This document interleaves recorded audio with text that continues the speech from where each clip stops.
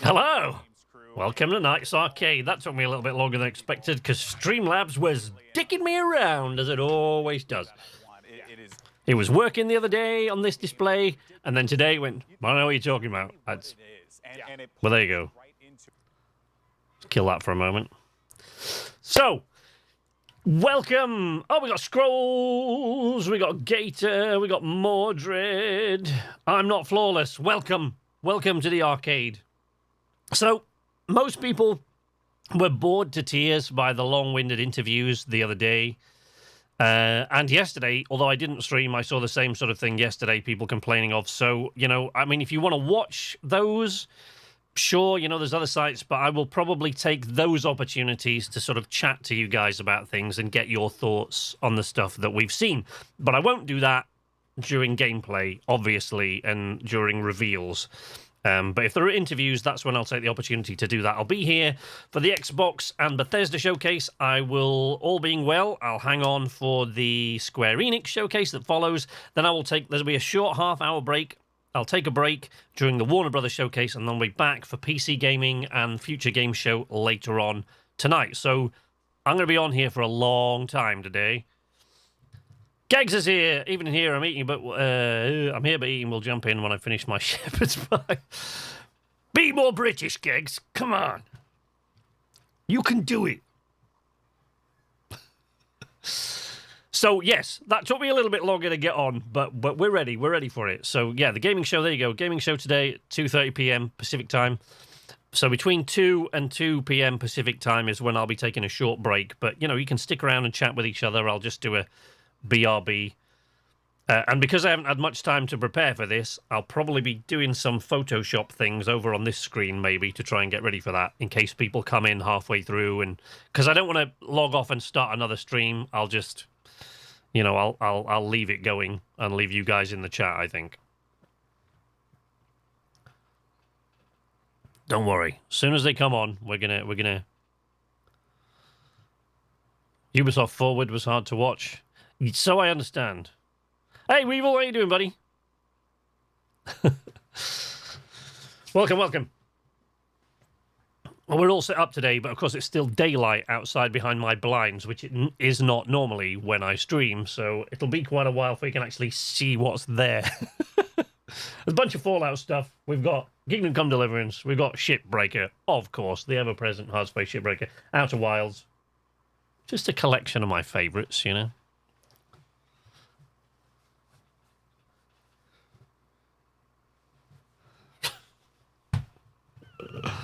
Hey, have I missed anything? Nope, not really. And Finn. Hey, and Eldor. How you doing, buddy?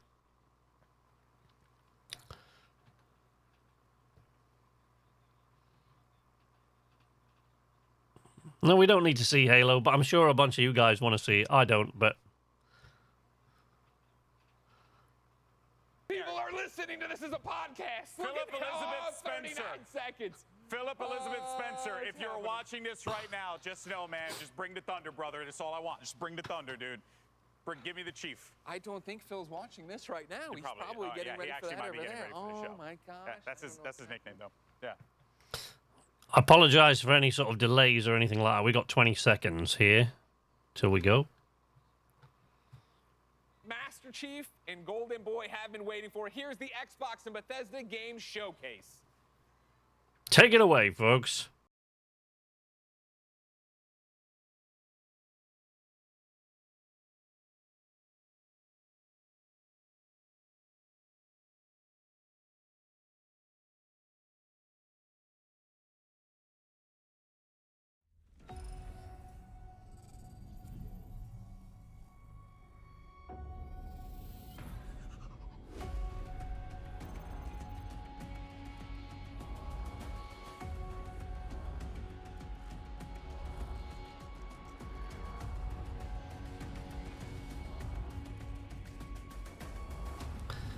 Pretty sure we're going to see Starfield, yeah. But will it be this year? In November? They've done this before, but as I was saying to you the other day, Scrolls, and you were talking about, same as you, I've heard through the grapevine that it's probably going to be 2022, so we'll see.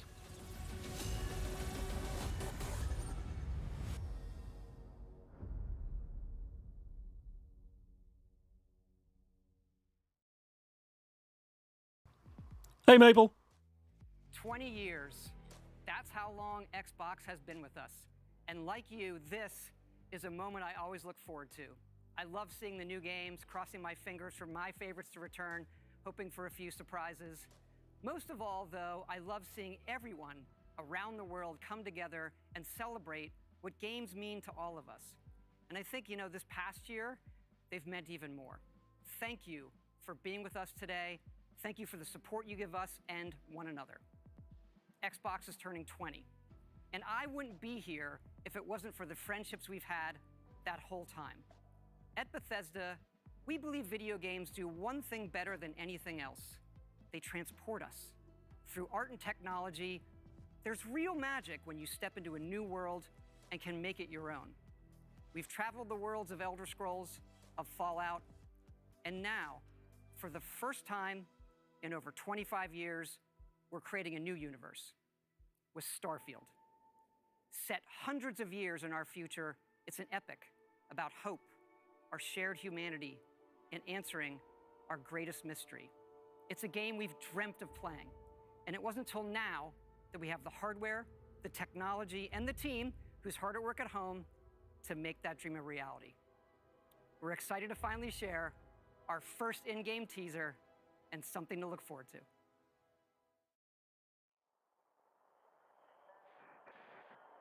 Constellation Starship Frontier, we have you on scanner. Performing remote systems check. Helium.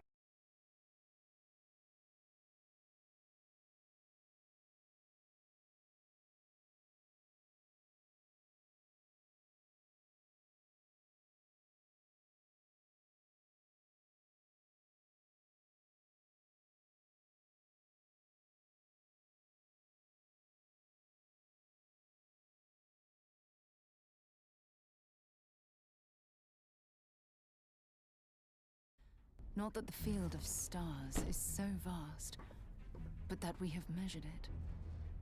You're part of Constellation now. Part of our family. What you've found, it's the key to unlocking everything. G2A.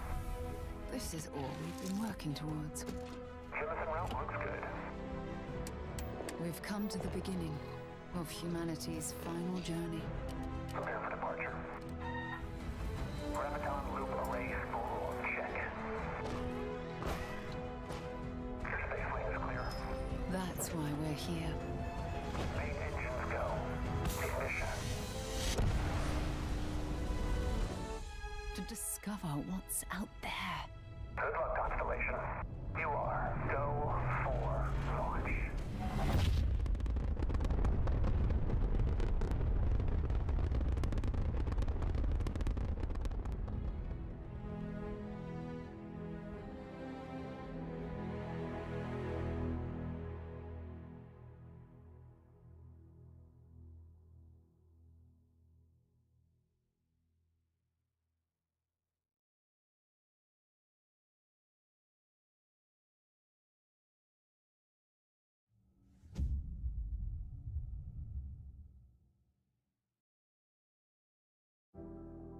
It is awesome to share with you for the very first time one of the most anticipated games in the world from Todd Howard and the team at Bethesda Game Studios. A groundbreaking game, and yes, it's exclusive. Welcome to the Xbox and Bethesda Game Showcase. I am so excited and proud to be here today celebrating games, because although it's been an incredibly tough year, I am grateful that games have been such an important source of joy. Yeah, at least now we have a release date. We are committed to forging the next era of gaming, conjuring worlds never before possible, unlocking play across all devices, and delivering the power of games to everyone. And now, we get to share that quest with Bethesda, not just as partners, but as one team, united in bringing the very best games to more people everywhere. So today, we get to reveal more of what's to come. We have an amazing show, 30 titles, 27 in Xbox Game Pass, And of course, every single console title you'll see today is optimized for Xbox Series X and S, offering next-gen performance, speed, and features. We get to work with the best studios on Earth. Next is something truly riveting. The latest entry in the haunting and evocative franchise created by GSC Game World, Stalker 2, coming first to Xbox Series consoles and PC. This will be a true next-gen experience, targeting 4K resolution and ray tracing. Let's take a look at what you'll get to play when it launches next year.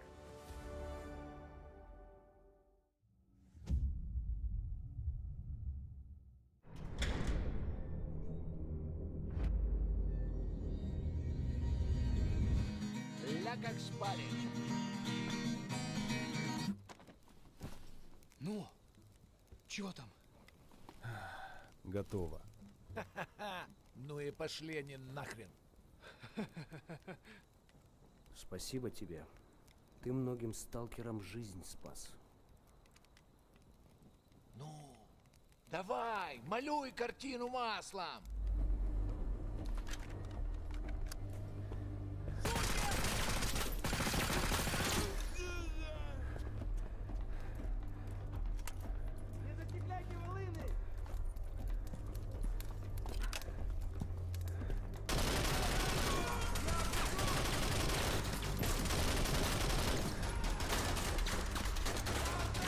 Вот поэтому я ни в какие разборки и не лезу. Не хочу пулю поймать. Ну, не знаю. Между аномалией и маслиной я уж лучше пулю выберу.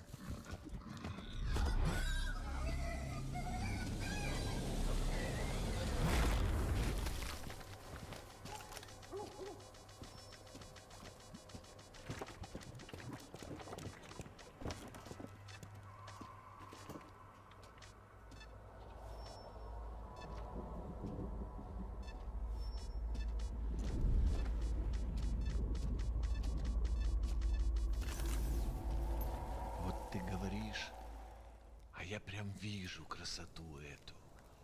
Не первый год в зоне, вроде примелькалась уже, а каждый день удивляет. Зона надоесть не может. Говорят, ты знаешь, где вход в фундамент.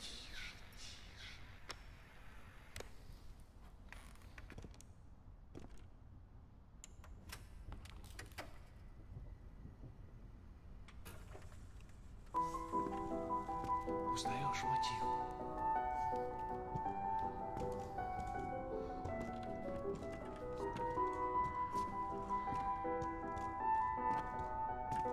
Слышал? Вот это культура! А ты одно и то же по кругу лобаешь. Сам же просишь. У меня музучилище, если что. О, месье, прошу прощения. Может, вам кучёнок? Профессура. Они вам лабораторию найдут.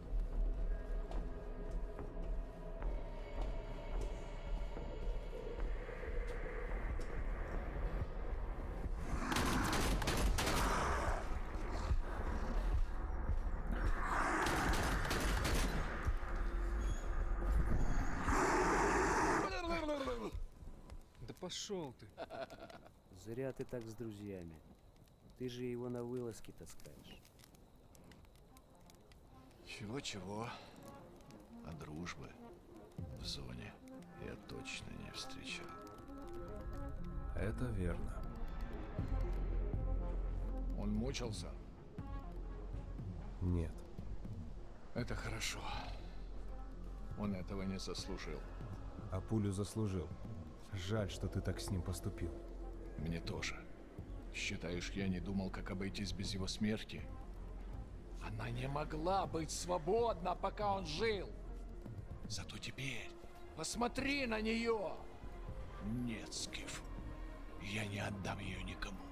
Зона дала мне жизнь, новую жизнь.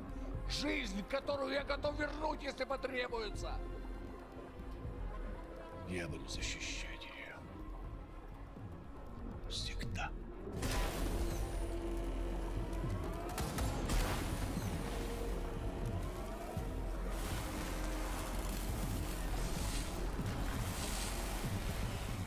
Охренеть.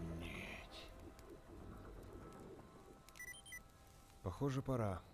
И куда ты теперь? В Припять. Нужно с ним поговорить. Удачной охоты, сталкер.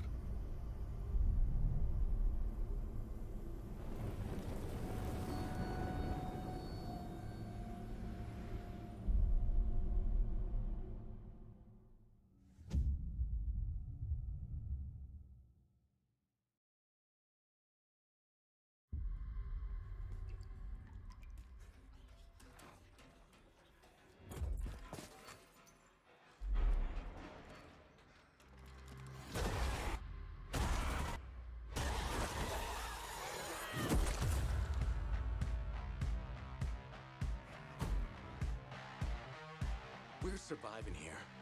Rebuilding. Surviving's not enough. We've got to fight.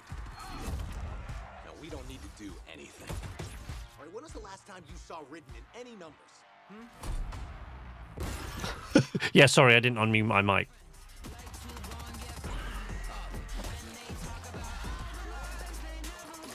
November 11th, 2022 pilot for Starfield.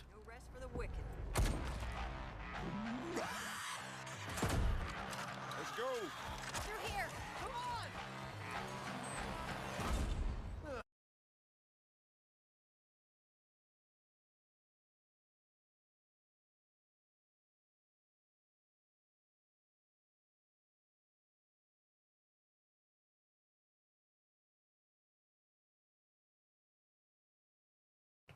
Sorry, folks. I'm going to try to resume this and try to sort this and stop this from happening again. This is pissing me off. This is why I'm not on Twitch anymore. This is the kind of crap that I really, really, really hate. And I feel like they're purposely doing it now during E3, because I've not had that message before when doing this. Buckle up, buttercups. We've got one shot. Let's make it count. Assholes.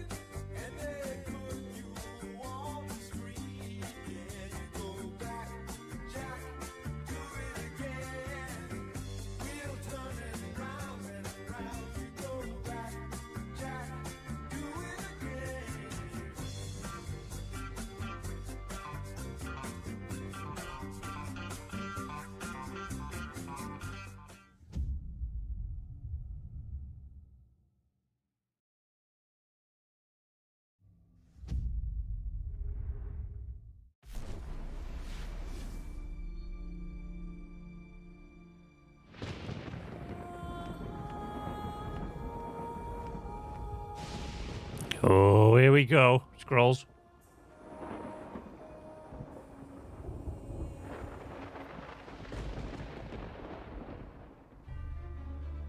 An ill wind blows from beyond the horizon. A new danger is coming on the tides. A and the one who might stop this ruin, trapped for all forever in the sea of the damned. Now to save the pirate life, you must start by saving the life of one.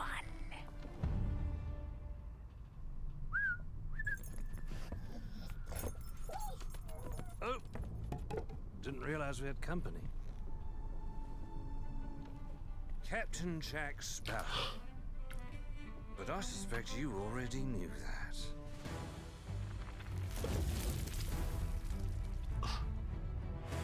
Because of the treasure Jack stole, a darkness followed him here. And if it's not stopped, this world will sink into shadow. This sea holds many secrets. Ah, a new body at last. All I can do is show you the way.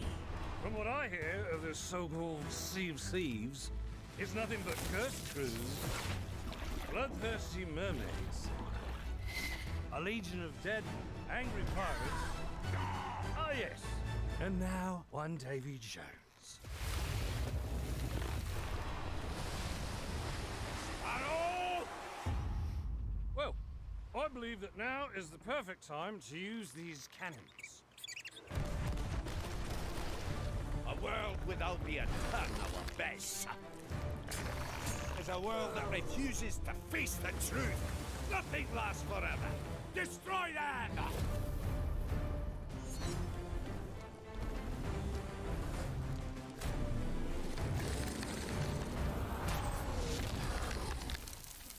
I don't suppose, by chance, there's a second one of those?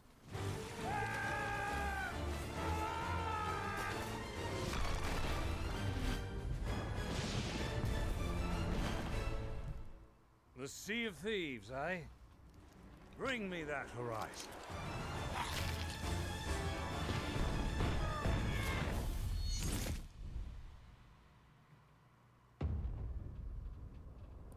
Fucking awesome. Sea of Thieves. I might have played that on the channel from time to time, have I? I forget.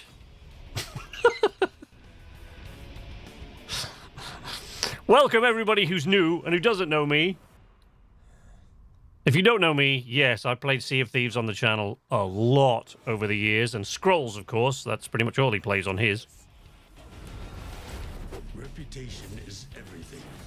If a Yakuza shows weakness, he's done. Time to call! So as soon as there's a bit of a break in the gameplay, I'm going to try to fix the Twitch thing.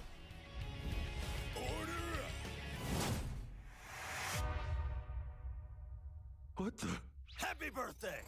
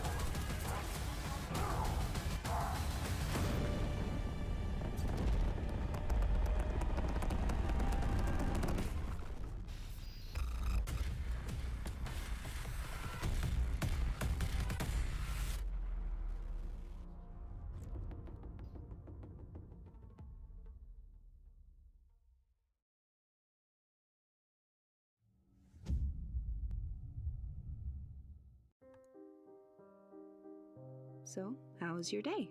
Oh, you know. I have something to share. Was this my birthday? We're having a baby. Police, you're under arrest for your father's murder 8 years ago. What's going on? Shut up! You know what this is. You've been on me all this time? I should never have told you. I'm out of patience. 12 minutes. I'm quite excited about this game. Oh, you son of a bitch!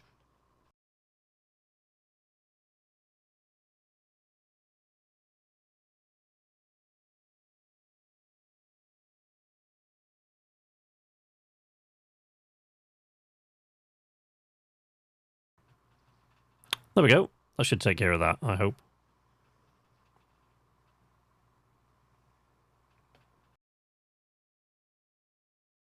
Gadgets. The mind is the final frontier of humanity. I'm ready for anything.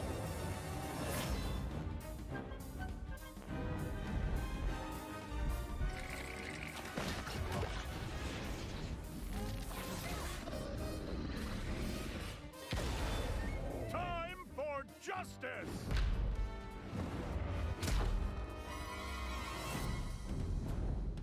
The fate of the free-thinking world is in your hands. I'm afraid that means the dead letter office for you. Sorry, folks, I have to fix this. This whole thing.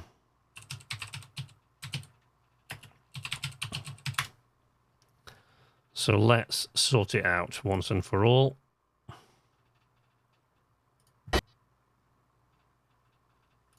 Is a mission about the fate of the world. Can you do that? Yes. If There I we go. Find some bacon. I'm going to ignore that last part. Yellow streaks swirl in the sky. Get Psych. Psychonauts 2. Available August 25th. Xbox Series X, S, Xbox One, Windows 10 PC, Xbox Cloud Gaming. Play it day one with Xbox Game Pass. A white Bethesda logo is illuminated on a white grid alongside the black stage. This is usually the moment when I say hello and welcome to the Bethesda E3 showcase. We love that we can share the stage with Xbox this year, and whether you've known Bethesda for 35 years or are just getting to know us, we couldn't be happier to bring you the latest on your favorite games. We started the showcase with my good friend Todd Howard, who gave you a first look at Starfield. Along with Bethesda Game Studios, all of our teams are continuing to work on the projects that have been in development since well before we joined the Xbox family. So rest assured, the games you've been expecting and hoping for are still in the works. And today, we're bringing 10 more titles to Game Pass for a total of 30 Bethesda games. That includes several id Software games, like the award-winning Doom Eternal. If you're looking for another reason to play it, Doom Eternal will be optimized for Xbox Series X and S on June 29th. Powered by id Tech, this next-gen upgrade will be free for everyone who owns Doom Eternal. And on Series X, it will offer improved visuals at 60 FPS with ray tracing, a 4K mode, and an optional performance mode up to 120 FPS. Or maybe you're in the mood for an RPG, like Skyrim, which marks its 10th anniversary this November. We can't celebrate it without you, so share your favorite Skyrim memories, stories, artwork, and more on Skyrim10.com. Or explore an ever-changing post-apocalyptic wasteland in Fallout 76. Everything you love about Fallout games.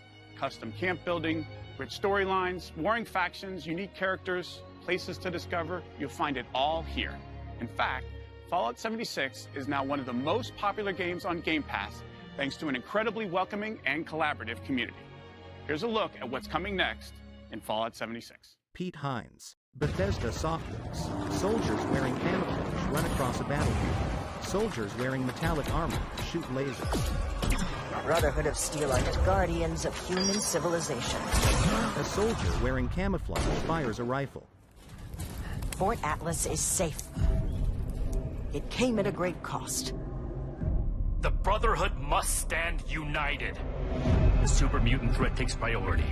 This proves more than anything the need for our justice. A player fires a machine gun. You're splitting our forces, Shin.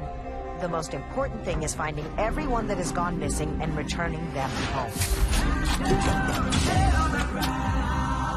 So it comes to this. A soldier wears metallic armor adorned with the stars and stripes.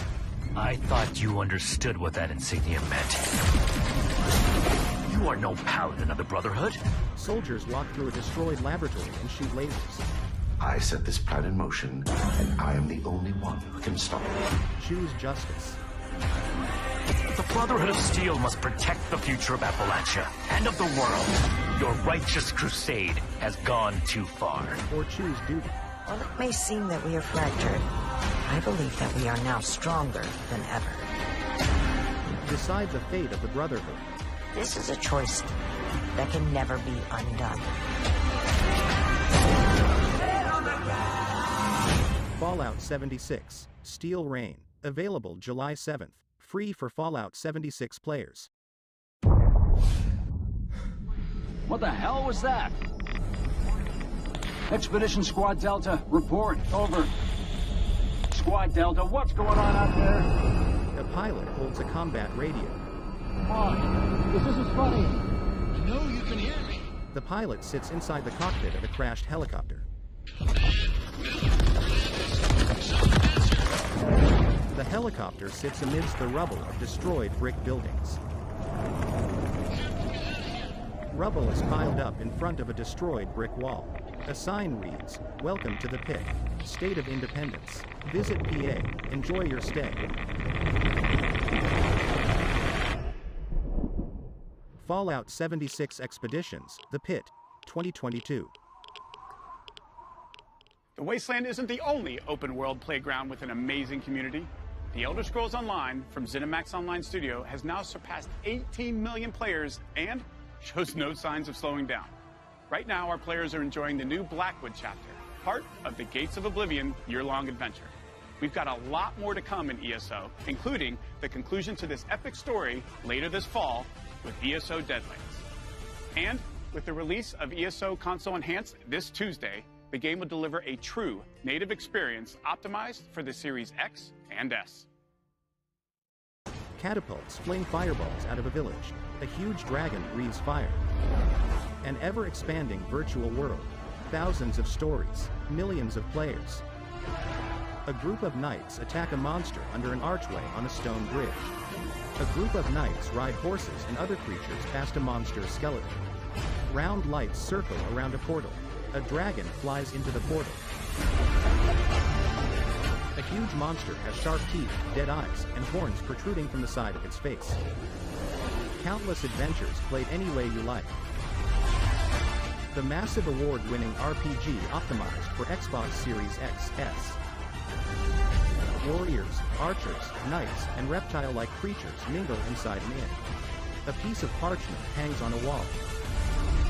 The Elder Scrolls Online, Xbox Game Pass, Xbox Series X, S, Xbox One, Windows 10 PC, Xbox Cloud Gaming. Console launch exclusive. It's a new world with new rules. Now nothing is off the table. Winning this battle will take a new breed of fighter. A walrus falls from a plane. Wait. A dog scratches its rear end. The dog bounces off propellers. Animals hang onto a launching line. The dog and a bunny sing. The dog drops a rock onto the bunny. A pig and tiger climb a wall. Text reads, "Pick your fuzzy fighter." The dog wields a crossbow. Several animals sing. A tiger kicks a blue dinosaur off a platform. Text reads, "Brawl across wild multiplayer mode." A gorilla pushes the tiger off a ledge. Animals play tug of war with a gummy bear.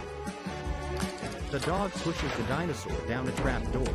The tiger tases several animals singing on a stage and steals their microphone. The pig kicks the tiger off a ledge.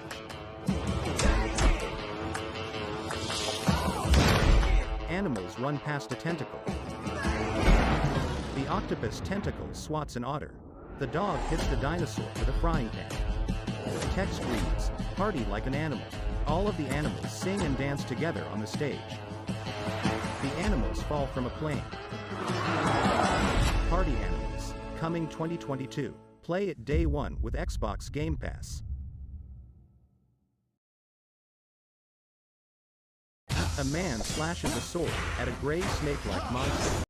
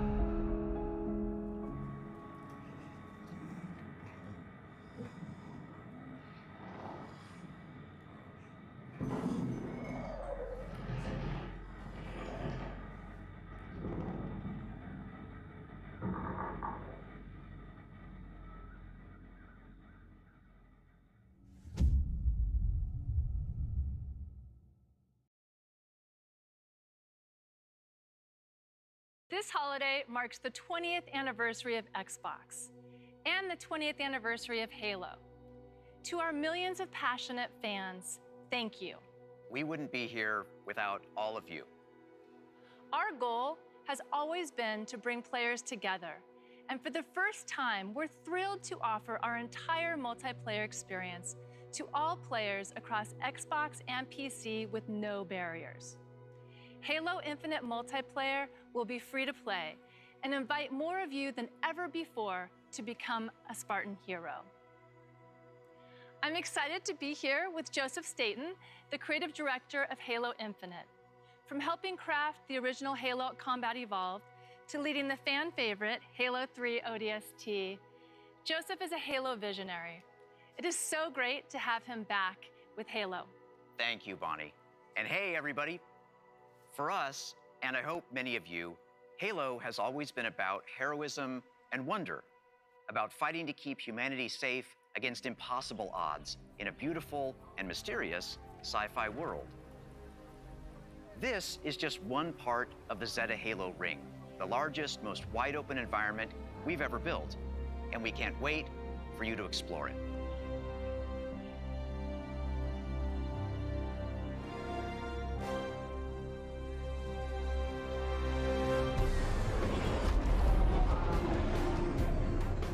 The heart of Halo is Spartan 117, the Master Chief. In the next chapter of the Chief's story, he'll face his greatest challenge yet. But you're not alone in the fight. Oh, the main batteries are shut down. We're stuck out here.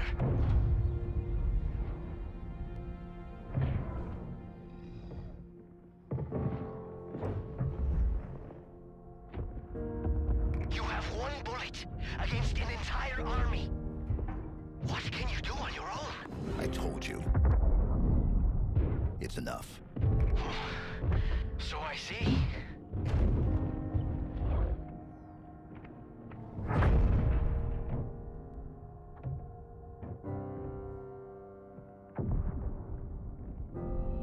need you to understand. There's not much time.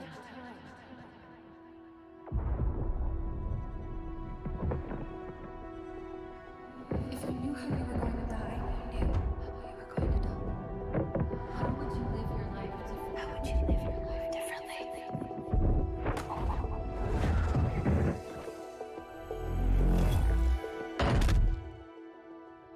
What happened? Where is Cortana? The rogue AI known as Cortana is gone. She's been deleted. How? By you? Of course not. Did you hit your head or something? Don't you remember? My instructions were to enter this installation, imitate Cortana, and lock her down for retrieval. Yours were to take her back to the Infinity for deletion. So if it wasn't you... Okay then. There's something else. On successful deployment, my deletion routine was supposed to complete. Still here. Good. Good. Something stopped your deletion. We need to find out why. But this wasn't the mission. The missions changed. They always do. Are you sure?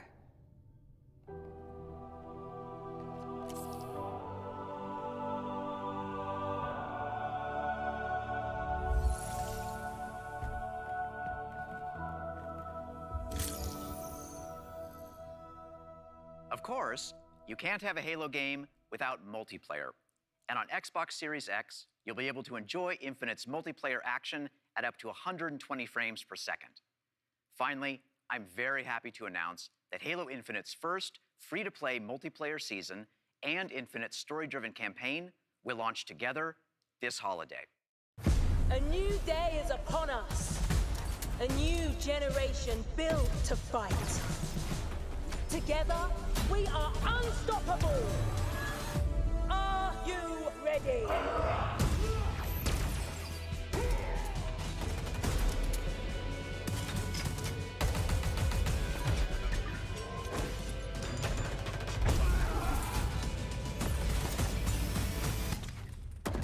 No scope.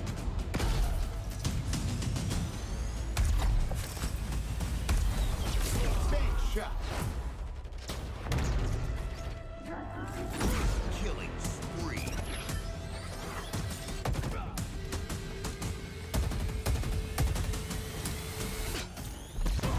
Double kill.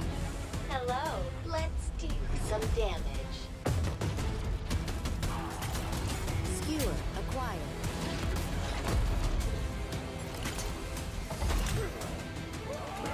Grapple jet.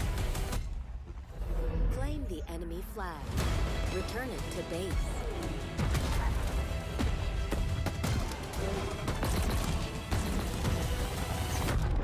Ordnance drop inbound.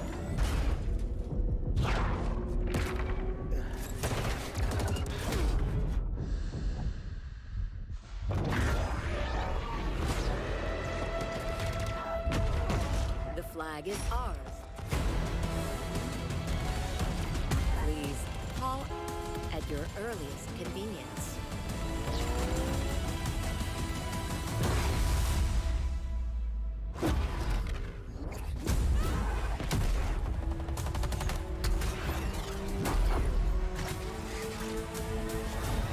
Now, show me what you can do.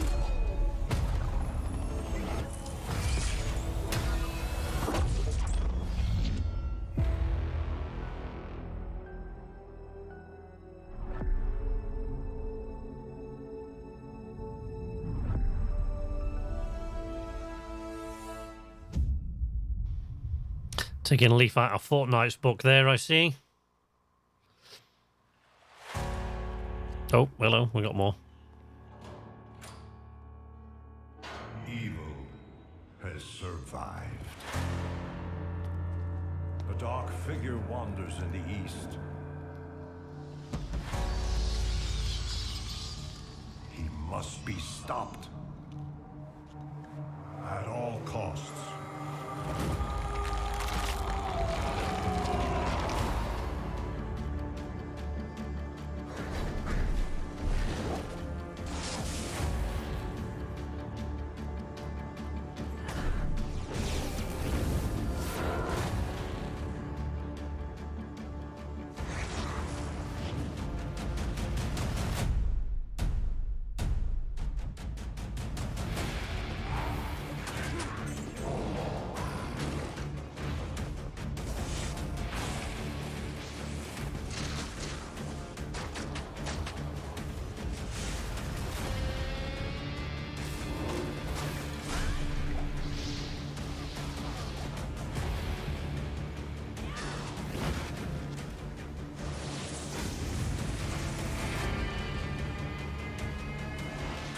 That would be my guess, Maple. Yes, Diablo.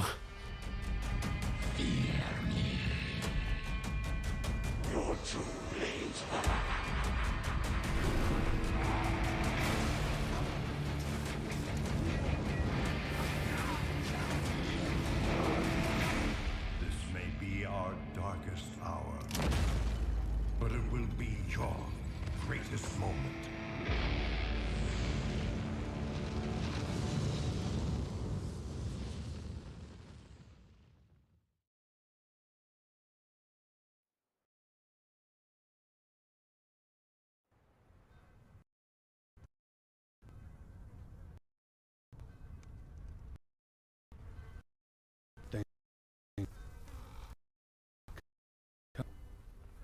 From all of us.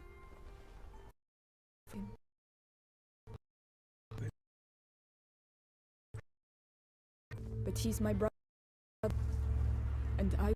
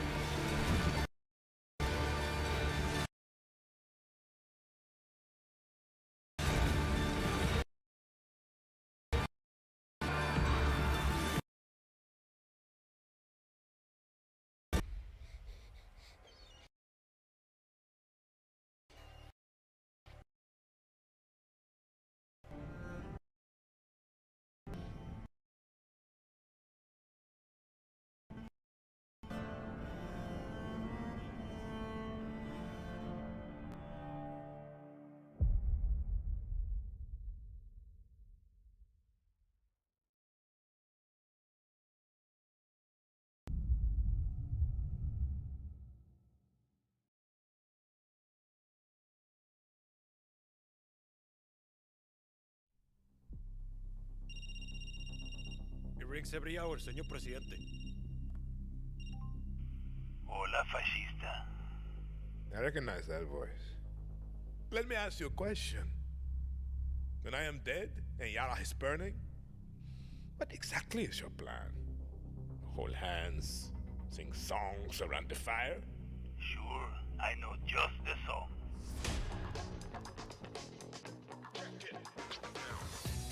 Time you learn about resolver, Danny. To take down Castillo, a guerrilla needs the right tool for the right job. Keep talking. It's a stealth operation. I got you covered.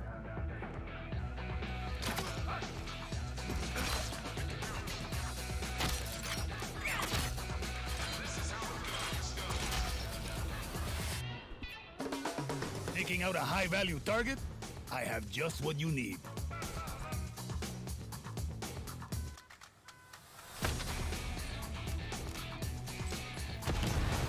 You wanna blow shit up? Juan Cortez at your service.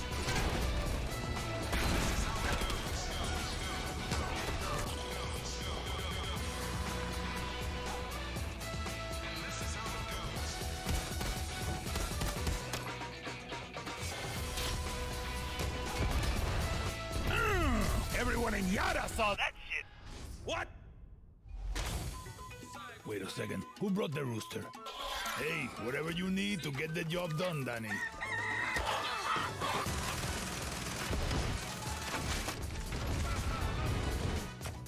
Next time I see you, I want to play with that crazy backpack deal.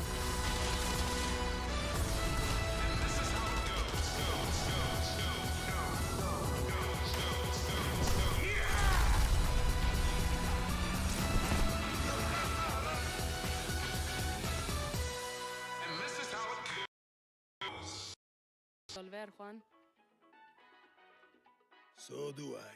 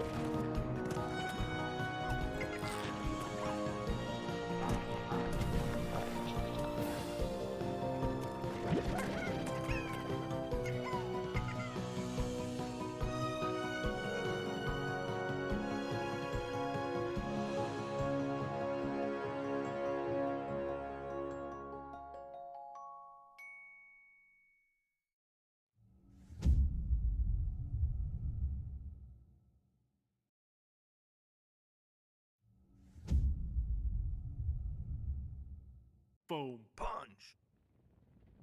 Welcome back to Shred-ageddon. Here's a new trick. Let's go.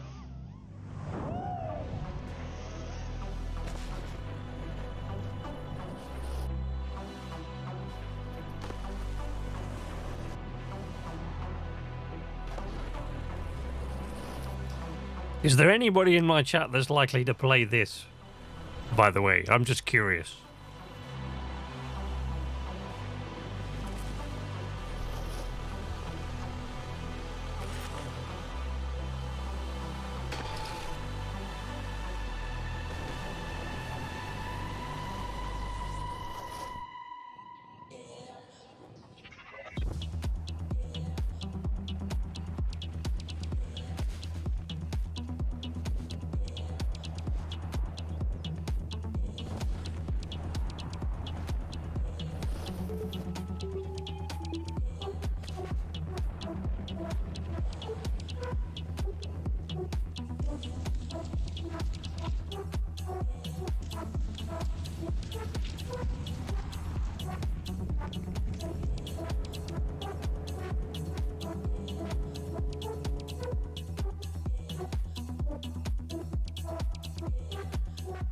Okay, this is good. This is good. This is really good. Holy sluthering whipple.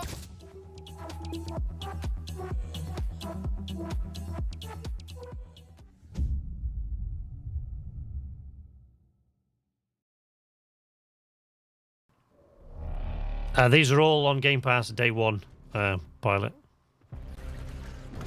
Everything that you've seen.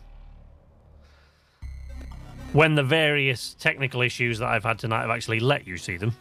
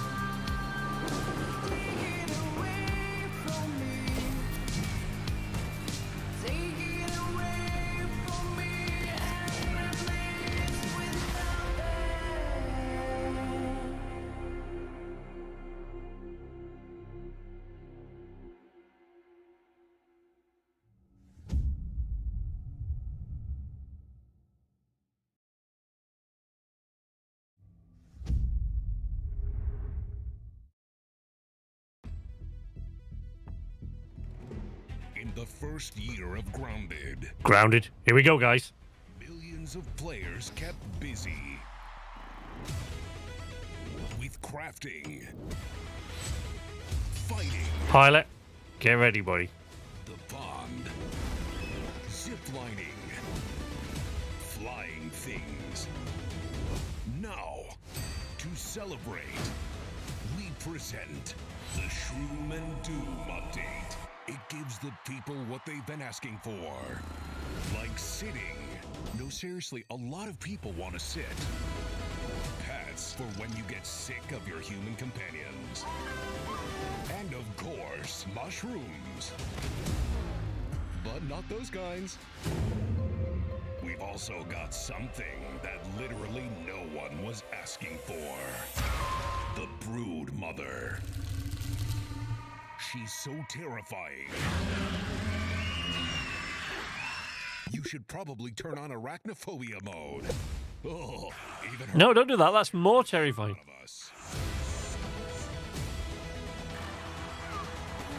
Go big. Or never go home.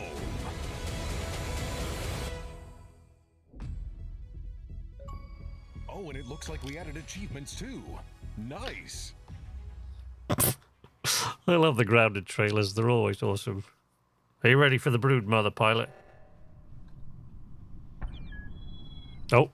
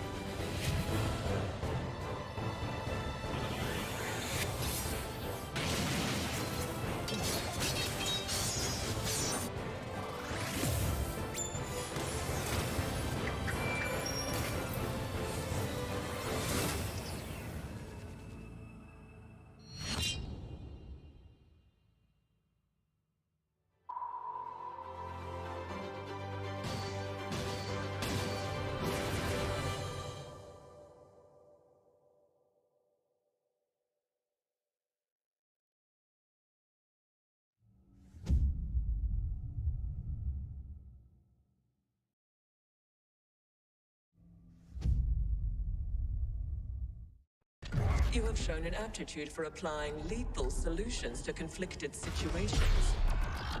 We wish to test your abilities.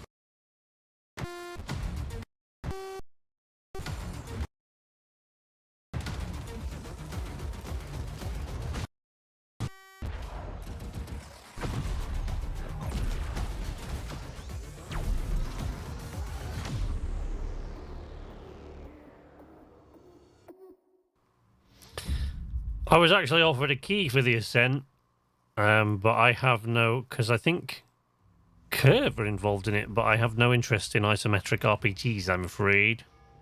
History is all around us. Those who made it have never been forgotten. Their daring choices echo across time, turning land into kingdoms and mortals into legends. If history was in your hands, what would you build?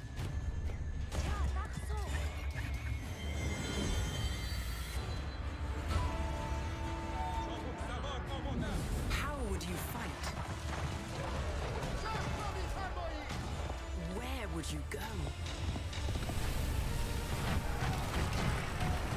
What will you be remembered for?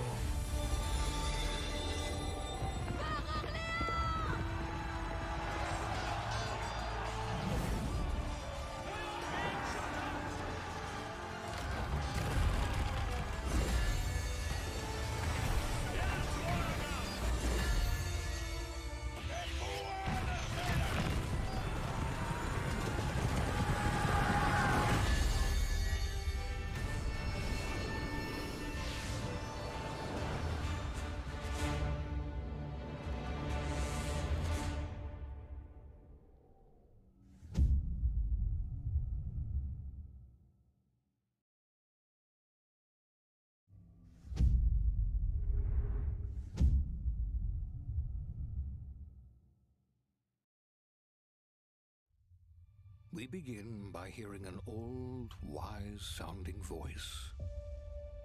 And we see a quiet, peaceful setting. This will make our game seem big and important. Now, Fable? something must break the serenity. Gotta be. Will this creature be in the game? No. Say goodbye to it forever. Suddenly, and for no reason, people running. These pointless slow-motion shots make everything seem cool and should bolster pre-sale numbers. That wah sound can mean only one thing. We must gaze over an epic shot of a world, and there should be lens flares. Now we see our hero, but only their silhouette, because the developers haven't finished the design, or finished the story, or finished any gameplay that's actually ready to show. In fact, the only thing they have finished is the title.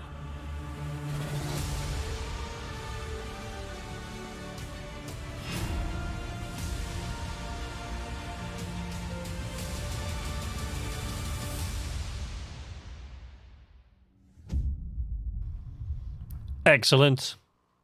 I wasn't all that fussed about the Outer Worlds. It was okay.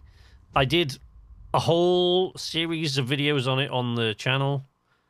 But I'm definitely down for anything Obsidian do, so I'm down for Outer Worlds 2. And its soundtrack is amazing.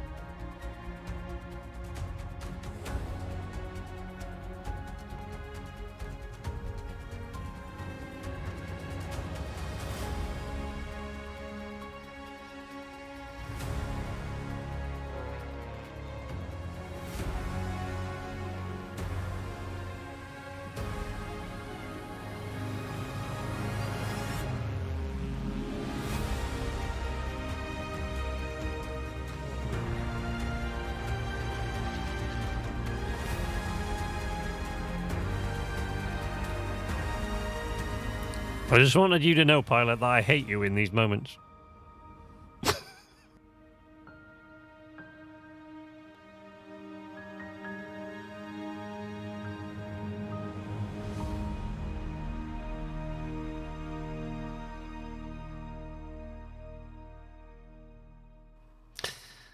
Yeah, always has been.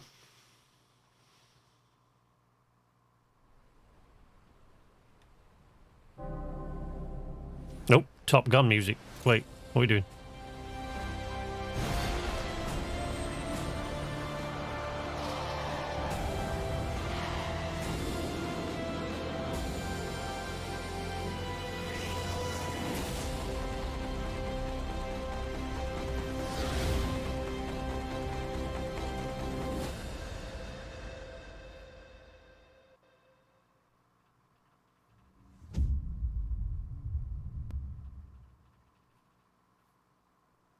It's not going to run very well on the one. Well, it's not going to run on the one, but it's not going to run... I suppose it'll run okay, but I don't think it's going to run very well on the Series X. Ooh. Ooh.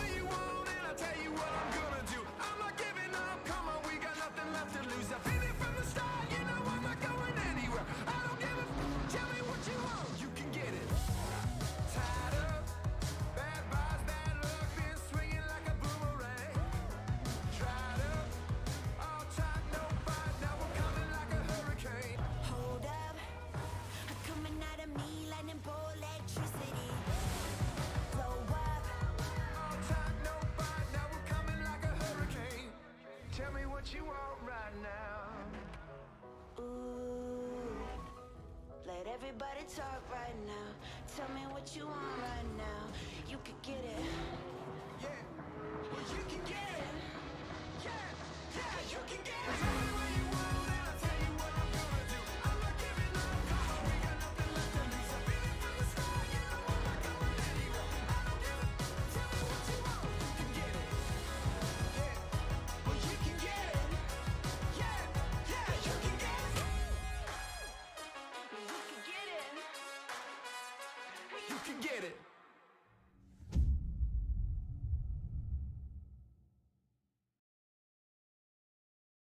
Hello, I'm Mike Brown, Creative Director at Playground Games, and I can't wait to show you what we've been working on. Horizon is known for fun, freedom, and beauty. This year, the Horizon Festival arrives in beautiful, diverse Mexico. This is the largest and most diverse open world ever in a Forza Horizon game. And there is no better car to explore it than the stunning AMG Project One Forza Edition. Rendered in unparalleled detail and with ray tracing in Forza Vista, thanks to the power of the Xbox Series consoles. I've invited along some of the team to help give you a taste of some of the amazing content that's waiting for you in Forza Horizon 5. Please welcome Bill, Maddie, Sierra, and Don from the Forza team. Hey, Mike. Hey guys, what's up? Hey, everyone. Hey, what's up, Mike? And we also have Abraham with us as well. Hi guys, I'm here too. Covering Don's face. Bienvenidos a Mexico. I can't wait to show you what we've been working on. We begin in the rainforest on an expedition. This is a new campaign mode in which you set out on an adventurous journey across Mexico to explore new locations and discover places for the festival to expand. I'm on the river now. We're getting close. There you are. How's the expedition going? I'm racing a car through the Mexican jungle, Rami. Doesn't get much better than this. I can see some ruins up ahead. Bienvenida Alpsmal. Look out for the flamingos! This city is still a jewel of Mayan architecture. That's a peek at our adventurous campaign. But Forza Horizon has always been a game that's best enjoyed with others. Let's go and see what some of our other players are up to. The Xbox Series consoles allow us to capture every last detail, right down to the individual needles on these cholla cactus. The scene looks real, but there are no tricks. This is in-game. Maddie is behind the wheel of the AMG Project One Forza Edition in Mexico's lush, living desert. The perfect place to meet up with friends and head out for a drive. Thanks to the next generation of our Horizon Live servers, everyone else we see here are real players. And it looks like Maddie has been joined by some other members of the Forza team.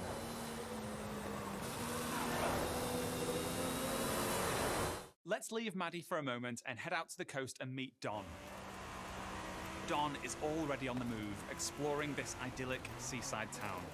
This is a recreation of Mexico that is honest, authentic, and filled with love. Speaking of, hold up, Don. Oh, hey, what's up?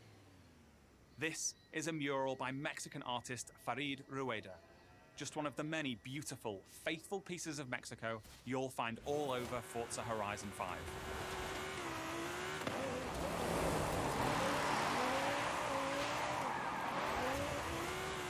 While Don drives down to the beach, we'll jump over to the Gran Caldera volcano.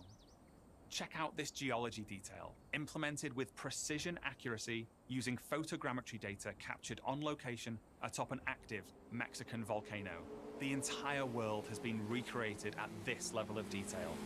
And here's Sierra, in her favorite off-road buggy. The volcano Sierra and friends are exploring is the highest point ever in a Horizon. See, Weevil. And thanks to the power of the Xbox from up here, we can barring any further major technical issues, I'll be on for quite a few hours yet. So hopefully we'll see you later. Guanajuato is one of the most beautiful cities anywhere in the world. It's a colourful, undulating city full of vibrant architecture. It even has a sprawling network of tunnels. And these twisting, turning, overlapping streets mean that as well as looking good, it plays great too. As we see here, as Don is challenged in Horizon's open world battle royale, The Eliminator. While Don tries to win that race, the rest of our players are still out exploring this diverse open world. Let's head north to the canyon. The Horizon series is known for its uplifting beauty, and using our unique HDR camera rig, we captured 24-hour shoots of real Mexican skies at 12K resolution. And thanks to the Xbox Series consoles, these photorealistic skies result in lifelike lighting that dynamically changes every frame, making you feel like you're really there. Here's Maddie again. She's joined by Abraham and some other members of the team. Our players are using Forza Link, the new AI assistant that intelligently tracks the status of you and the people you meet online, and then helps you link up and play together. We'll now head deep into the rainforest and rejoin Bill and the rest of our players. Here we see our new volumetric lighting system filling the scene with God rays as the sunlight dapples through the dense rainforest. A Horizon arcade minigame is about to start. Forza Link knows that Bill loves minigames, so it intelligently prompts Sierra to invite Bill. Bill accepts, and they're seamlessly linked together with their GPS route set. With that Horizon arcade minigame starting soon, all of our players are coming together. This minigame is called Piñata Pop, signaled by the Horizon cargo plane dropping a payload of piñatas. Ooh, over this way. Gotta catch up to you guys. Our players now have to work together to find and pop as many as they can. Okay, go up here to the left. There's loads along the main road. Here I go. I'll take the left of the bushes here. There's some between the houses. Oh, there's a couple more over here. Sweet. While the team grab those last few piñatas, we're going over to the stadium because I have one more thing to show you. Anybody here believe that that dialogue was actually captured while they were playing? Incredible new tool set that allows you Sounds suspiciously like ADR to me. modes and gameplay experiences. You customize everything, right down to the fundamental rules of the game.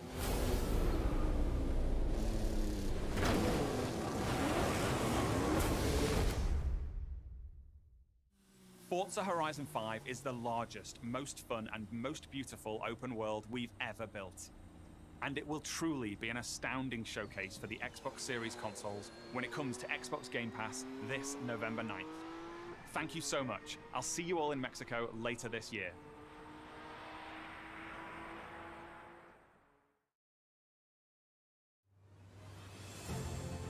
Team Xbox is on a mission to bring the joy and community of gaming to everyone on the planet. Hi, Val. You, the gamer, are at the center of everything we do. Today, we showed you 30 games. 27 of them will be available on Xbox Game Pass. Now, through the end of the year, you can look forward to back-to-back monthly releases landing day one on Game Pass, led by 5 new titles from Xbox Game Studios, as well as highly anticipated games like Back 4 Blood, 12 Minutes, and The Ascent. And as we look ahead to next year, I'm inspired by the creativity of Bethesda and Xbox Game Studios. We showed you the highly anticipated RPG Starfield, coming exclusively to Xbox. But we also have some of the industry's best RPG storytellers working on Avowed, Fable, The Elder Scrolls Online, Fallout 76, The Outer Worlds 2, and Elder Scrolls 6. We unveiled the stunning... Okay, that's a hell of a lineup there. ...for the world's most beloved shooter in Halo Infinite, Me. adding to the roster of iconic Xbox shooters alongside Wolfenstein, Gears of War, Perfect Dark, and Doom. We premiered the most epic open-world racing game, Forza Horizon 5, bringing you a vibrant and authentic depiction of Mexico in a game built from the ground up for next gen, while the team at Turn 10 is hard at work on the next Forza Motorsport. Our growing family of 23 studios is devoted to advancing the medium we all love. Xbox has been here for 20 years, and that's because of you. Our team strives to make Xbox a place where you'll find the greatest games, the most dedicated developers, and the most passionate community. Together, we all make Xbox the best place to play. Before I go, there's one more thing. Take a look at this brand new original game from the Arcane team at Bethesda, the studio that created Prey and Dishonored. Arcane created something new for them, an open-world immersive shooter that you can play alone or with your friends. And like Starfield, this game will be an Xbox exclusive.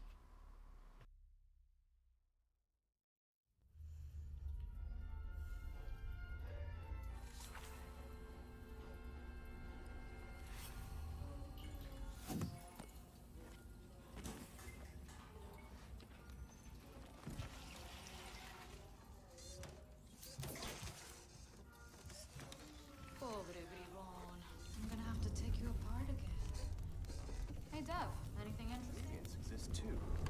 Mandible, 25 centimeters. Dramatically elongated. Go on, make yourself useful.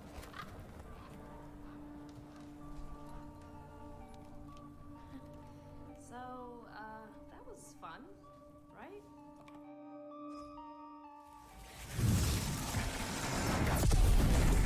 That's your cue, mate! Sleep tight. You know what this reminds me of? My time in the Himalayas. Letty's later down. Letty, watch out! You think they can't kill you anytime they want? Hey, asshole!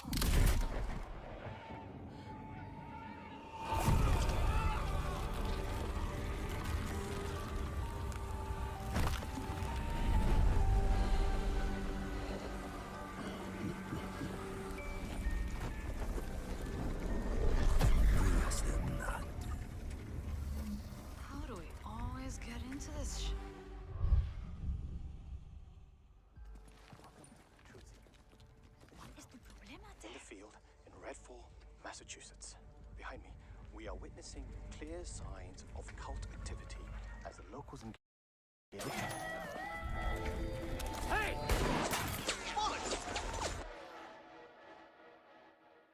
Really hope the video was worth it. Everybody, fall back! People need to know what happened. Layla, with me! Get me on the roof now! Thank you, Layla. You're the best. Oh, Jacob, don't even mention it. Revan! Now or never!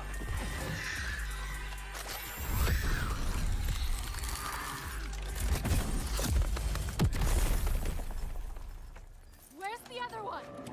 Where'd it go? Give me a taste. That bag. Bloody hell! Taste this, cabrona!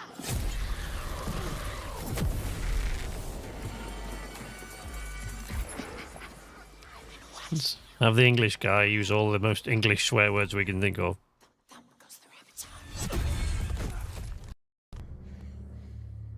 shit. Dev's gonna love this one.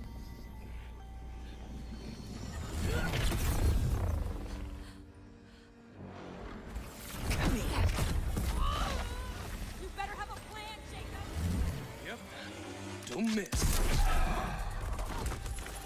Don't touch me! Look! A new one! Vivo, peleate! Go, go!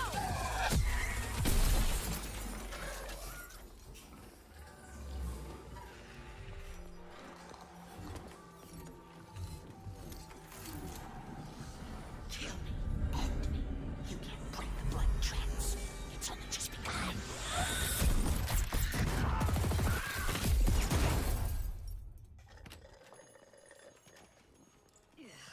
I think there's vampire in this. Really? What does it taste like? Be specific. Like blood and death and strawberry. Sun's coming up. Let's keep moving. Let's keep moving. Sure thing, Edgar Allan Bro. That's a good one. Do you think things will ever go back to normal? Would you want to go back to normal? Not if I still have to pay my student loans. Well, that's not good.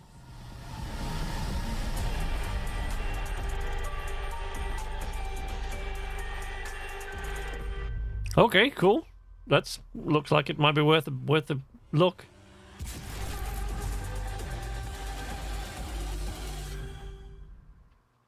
At least it's not zombies. Well, I mean, you know, next best thing. But yeah.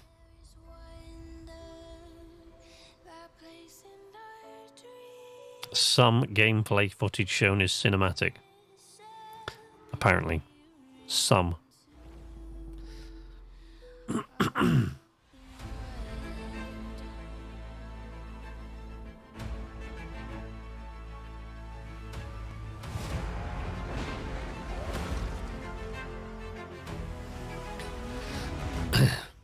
Bring me that horizon. We can imagine what we can fall into the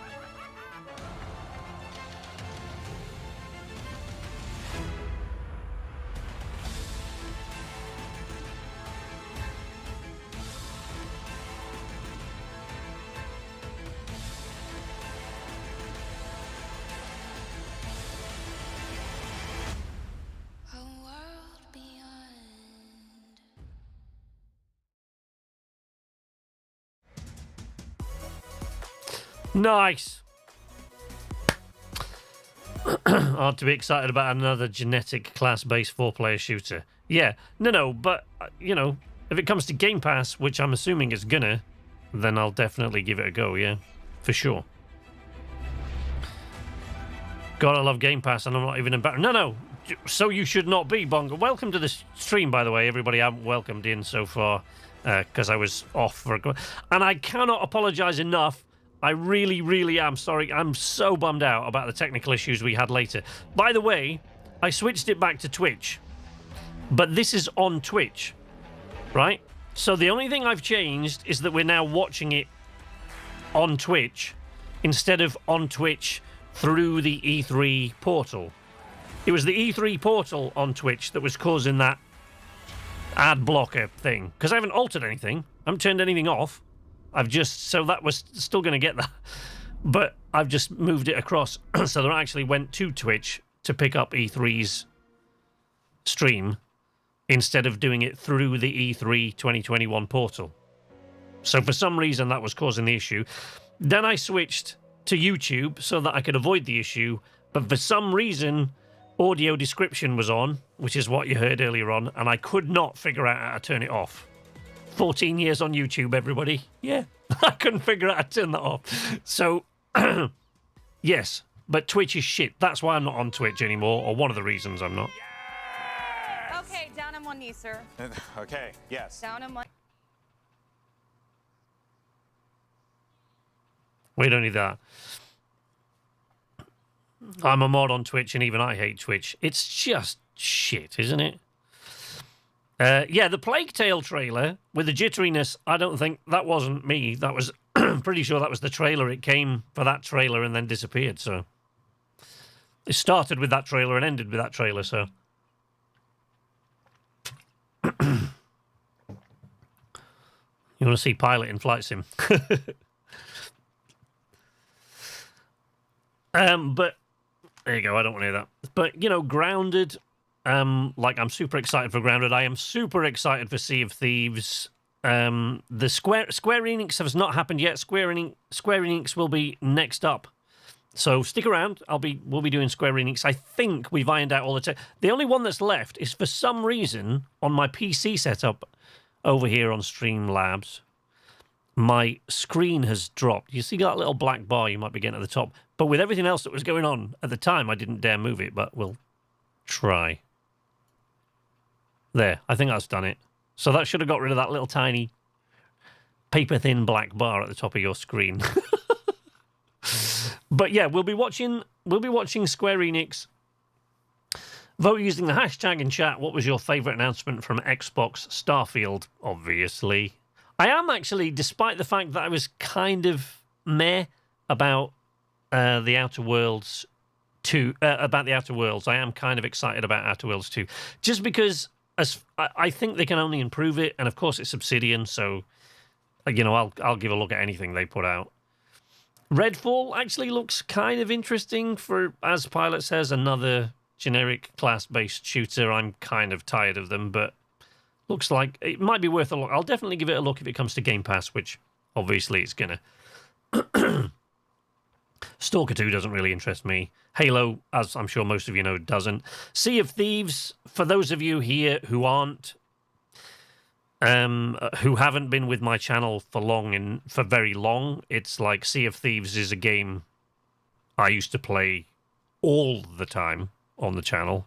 I used to give regular updates. I had regular videos and stuff like that. I have characters which I created for Sea of Thieves. So for those of you that aren't familiar, yeah, I've been playing Sea of Thieves since it released. KZ and I, hi KZ, by the way, I see you in the chat there. KZ and I used to play Sea of Thieves. I mean, we've played hundreds of hours of Sea of Thieves together. Scrolls, of course, who was in the chat earlier on, that's pretty much all he plays on his channel. He occasionally plays something else, but it's almost all Sea of Thieves, and he's a hell of a player, so because he plays it pretty much all the time. But I've taken quite a break from Sea of Thieves now, but I always go back to it. Always. I always return to Sea of Thieves, so I'll definitely be going back for the Pirate's Tale. Halo Infinite Holiday 2021. There we go. So yeah, excuse me, I can't apologise enough for the technical issues. It seemed like every time I got rid of one, whatever I did to get around one technical issue caused another one. Like, why the audio description was on, I don't know. I didn't turn it on. I've never turned it on, but I couldn't figure out how to get rid of it. So I don't know whether it was just they had it on their channel, but I couldn't figure out how to get rid of the damn thing. I think I must have just switched on the channel with the audio description on it. The Xbox's channel had audio description on over the top because it was in the title, if you noticed. So, you know, and with everything else going on, I was just like, so I do apologize for that, but yeah, this is still on Twitch. We're still watching it on Twitch, but I'm just not viewing it through the E3 portal anymore. That was causing the issue. Occasionally load up SOT just to drive a galleon on my own. Then you're insane. Driving a galleon on your own is just a nightmare. It's like way more work than anybody ever needs to do in a game. Game Pass, you should definitely not be embarrassed about supporting Game Pass. Game Pass is just the best deal out there. I'm sorry. You know, PlayStation fanboys, call me names all you like, but it's just, there is nothing that that PlayStation does, and I don't hate PlayStation, by the way. I do love PlayStation. I don't have one, but I don't have anything against PlayStation whatsoever.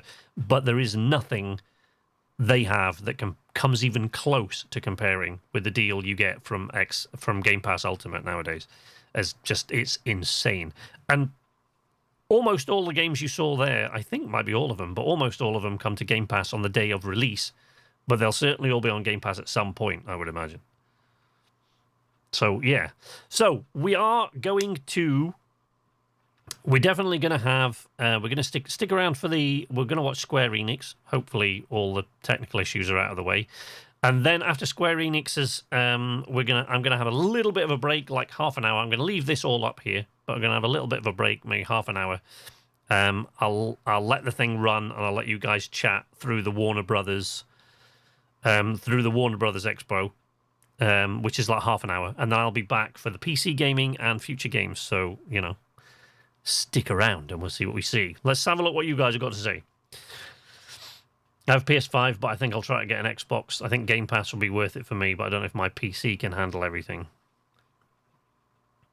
I occasionally load up SOT. Yeah, but don't worry, SK, you somehow made it better. Well, look, hey, it's no Ubisoft Forward or Koch Media Prime Time. God, that was bad. So at least we haven't got lots and lots of endless. If I'm talking over these bits, it's because I want to chat to you guys, and I'm not too bothered about what a lot of these presenters have got to say. These are all the cringeworthy bits, so, And you all know, you can disappear somewhere else if you want to listen to all these bits, but I just wanted to see what you guys have got to say, and I'm going to have very few occasions to sort of jump in and kind of have a look at what you guys are talking about. Especially as it contains EA Play now, yeah.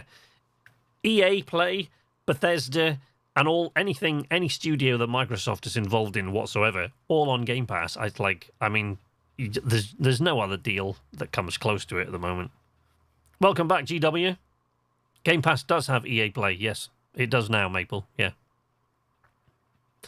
A few months ago, the EA Play came to Game Pass. Just, actually, shortly before Bethesda, shortly before they bought Bethesda.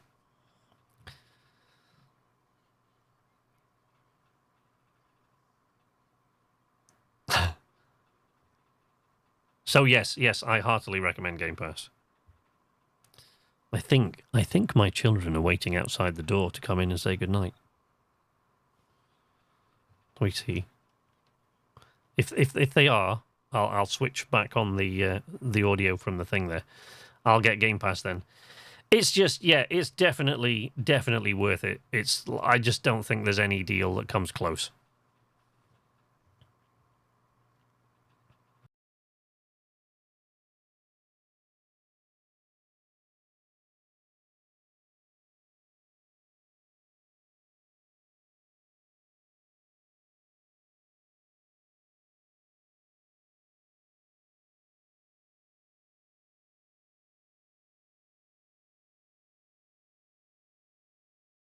Talked about, we still have plenty of ground to cover. So let's go around the room real quick to start off. Dan, we'll go this way on the horseshoe. What was the most hype? What was the game? What can't you stop thinking about right now? Eiyuden Chronicle, a spiritual successor to Suikoden, one of the greatest JRPGs of all time, over 100 recruitable characters. Yeah. I'm very proud to have backed that game on Kickstarter, to see it here in the showcase. Just getting so... I have no idea what the kiddos are doing. They're just making some noise up there. Yep, no extra cost. Yes, take a look at the game lineup. Yeah, Pilot's absolutely right on the money there, and Bongo talking about it there. It's incredible. The lineup of games on there is insane. The number of games I've played on the channel, actually, just tons of them that I just don't pay any extra money for at all, and I've never actually bought outright, just because they're on Game Pass. Outer Worlds 2 will be coming. Like most of those games there will be coming to Game Pass on release day. But I would imagine they'll all be coming to Game Pass eventually. the woman who was like levitating people with the special purple powers that she had going on. We had what they call him, Edgar Allan Bro with the bird, and then like the UV ray light gun. I'm like, I never thought of dealing with vampires that way before, so that is just incredible to me. 100%, I can see that, yeah, and especially for Arcane coming out swinging, right, showing what they can do, what their style is. Yeah. Obviously, the trailer for it would be interesting to see what we actually get from it when we get gameplay for it. For me, I got my wish, which of course was a 12 minutes release date. 12 minutes coming August 19th. Can't wait. Obviously, a great cast, but a great concept of that Groundhog Day. How can we get out of this one situation in this one room? Michael, what about you? The Outer Worlds 2, that was a genuine surprise because Obsidian is one of my favorite developers. When they come out with RPGs, they go wild on them. And Outer Worlds was like one of my favorite games of the past couple years. Sure. So when you think Obsidian, you're probably thinking about Avowed, which was revealed a little while back. I'm thinking New Vegas, all right? But if no, what I'm talking maybe about, I'm thinking of Grounded, which I've also played and enjoyed. No, I'm talking about like what you expect next from that. Sure. Yeah, but like Fallout New Vegas. If y'all ain't played Fallout New Vegas, it's on Game Pass. Y'all should check that out. But yeah, that is one of my favorite Western RPGs of all time, Fallout New Vegas. So obviously, Outer Worlds was fire.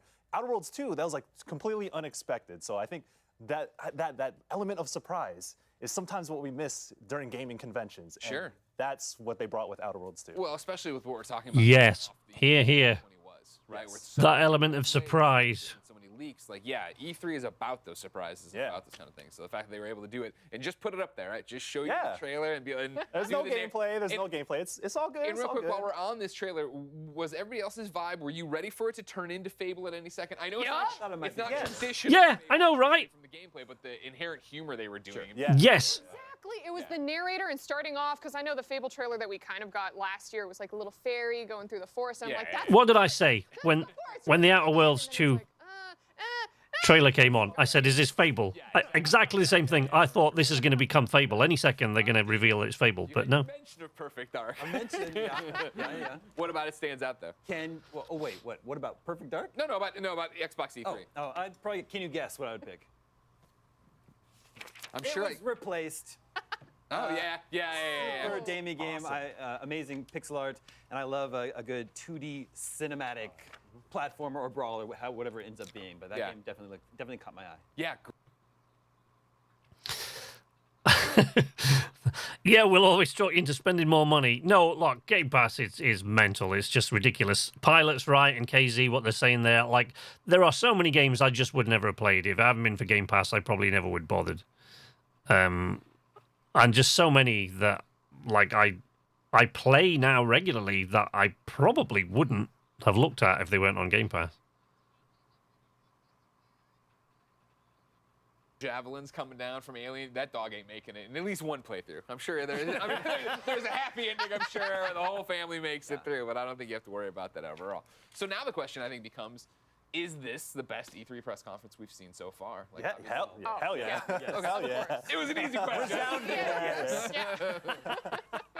Yeah, I think Xbox really came out and delivered on this. Yeah, and like Bethesda did too, because you start with Starfield, which we actually saw something from Starfield and a release date and all that, and it's also going to be like a full next-gen game.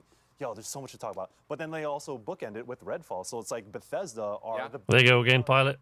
the highlights of us. It's November 11th, as usual, but 2022. Franchises like Forza, but to start and to end with Bethesda, like, we spent that money. It's about to pay off. You know what I'm saying? So. Again, you're talking about Jackie and Golden Boy eating up so much oxygen. I hope they actually put that monster in the game now as an Easter egg.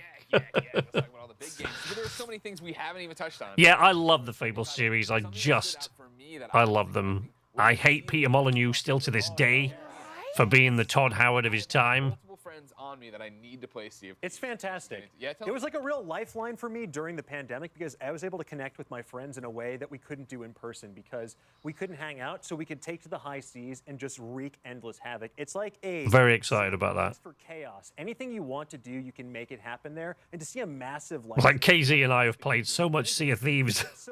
I just like what I don't know how much KZ, but like between the two of us, that are story-driven. And we've played a bit with Pilot as well and HJ, but like KZ and I have been playing it since 2018 with each other, like hundreds of hours of it. How much content is there in Sea of Thieves right now in terms of storyline stuff? Because if I can interject, one of the things that scared me off. That's a very long question to answer.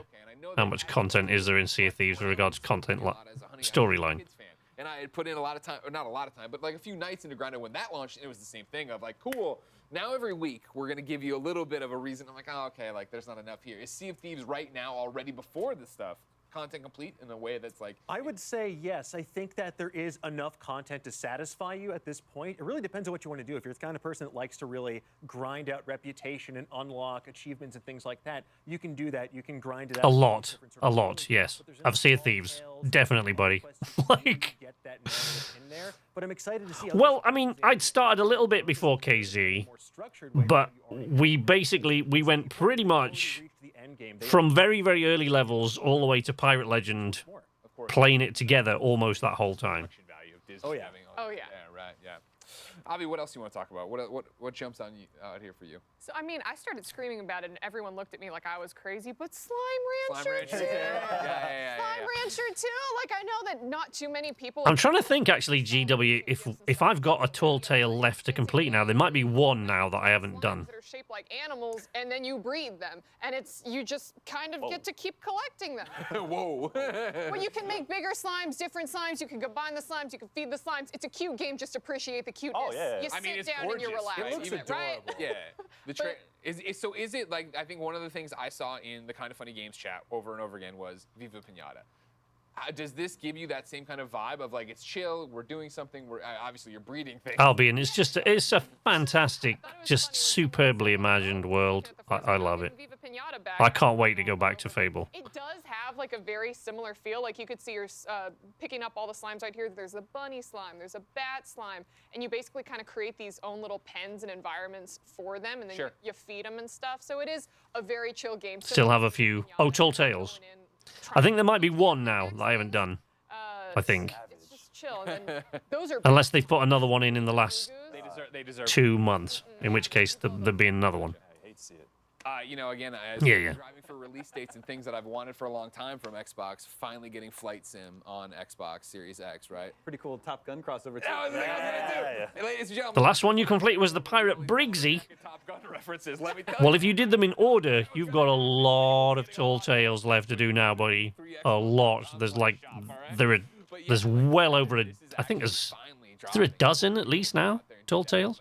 Again, I'm so stoked for that. And they have save points now, so you know you don't always get put right. I mean, the save points are quite far apart, but anytime you want me to fly you back to Kansas, give me a call. Come on over. Get in there. I'll be all set. I think overall the conference, I enjoyed it. It was good, maybe great. I'm still mulling it over in my head, but I do think there were a couple missteps. That'll be time for us to jump back in to Sea of Thieves. I agree. Starfield gets a 2022 release date, but still no release date for Halo Infinite. Holiday. I mean, yeah, I know. I'm not throwing it. Really, it was supposed to be there at launch with the Series X. So of course. I don't know. A holiday 2021. That's right now. They're confident they can hit by the end of the year, but just not on a date. They can't do it again. So. They don't want to be a punchline yet again. It's going to be like the Halo 2 ARG. You have to find out what holiday they're referring to specifically. That'll be the easiest way to track it down, right? Yeah. Michael, as we keep swinging back, what else stood out to you? Psychonauts 2, because that's coming soon. I know Golden Boy was talking about it and Jackie was talking about it, but I did not play Psychonauts 2 yet, so I saw a hands-off demo. So Tim Schafer, if you're coming for me, please don't. But I love Psychonauts because it's surreal, it's different, it's experimental, and it's kind of the game that, Double Fine has been acquired by Microsoft, but they still have that independent spirit where they could do wild things. Hey, Ashish, how you doing? Psychonauts has always been like that cult classic. Sorry, you're talking about seaplanes now, so I'm looking around for my Mallard. I think they're very creative. You played It's up there on the shelf. Every time I get it down, something breaks, so I'm not gonna. Abyss of Ruin. Yeah. Oh, damn, my bad. I forgot about that. Yeah, damn, Tim Schafer's gonna So did the world. So did the world. Don't worry about it. Psychonauts 2 is coming out soon. I can't wait to play it. It's mad magical, and I think it's very important to balance out a lot of the violent shootery types of games. Damon, you got about 20 seconds. Anything else? Anything? Oh, I also was impressed with Eiyuden Chronicles. I've never played Suikoden, but I know that I would love Suikoden. So now I get to experience like a modern day take on Suikoden. Jared Petty's heart just broke somewhere. You said you've never played Suikoden. It's not the first time I've broken Jared Petty's heart. All right, fine. Save points, that's good. I hated when I got stuck in a vault and had to do the quest. Well, it was more, you know, when you got an item for a tall tale that was necessary, and the tall tale took like 2-3 hours to complete, and then 10 minutes before turning in the item at the end, somebody sank you and took it. Which, you know, it's all part of the game, but it's nice that they have save points now, so you don't have to do the entire 2-3 hours all over again, which is a bit much, I think. Hello, E3. This is Dean Takahashi. I'm the lead writer for GamesBeat at VentureBeat. I've been covering games for about 24 years, and I have also covered tech for about 30 years. And so that means I was around when the original Xbox launched, and had the opportunity to write a couple of books on the Xbox business. The first one was Opening the Xbox. And I'm very pleased to have this panel of sort of a reunion of Xbox leaders here. And I'm going to have them introduce themselves as well. Let's start with... Oh, no, wait. Hang on. Shane Kim. We might be going into prime time, Koch Media prime time territory. Microsoft, and most of that time, thankfully, was spent in the Xbox business. In fact, I joined the games business with Ed. Got to participate in an...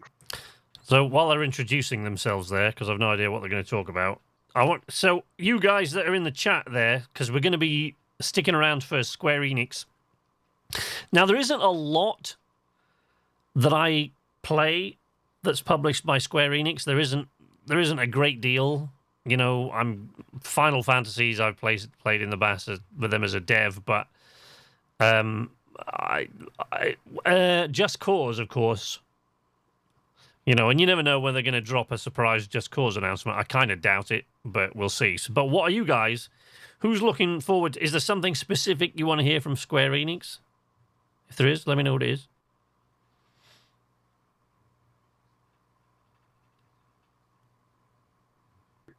Great, and Ed Freeze. Yeah, I'm Ed Freeze. Like these guys, I was at the company about 20 years, starting in the mid-'80s, and took over the games business mid-'90s with Shane, and we grew it as much as we could on the PC side, and then this crazy Xbox project came along that we all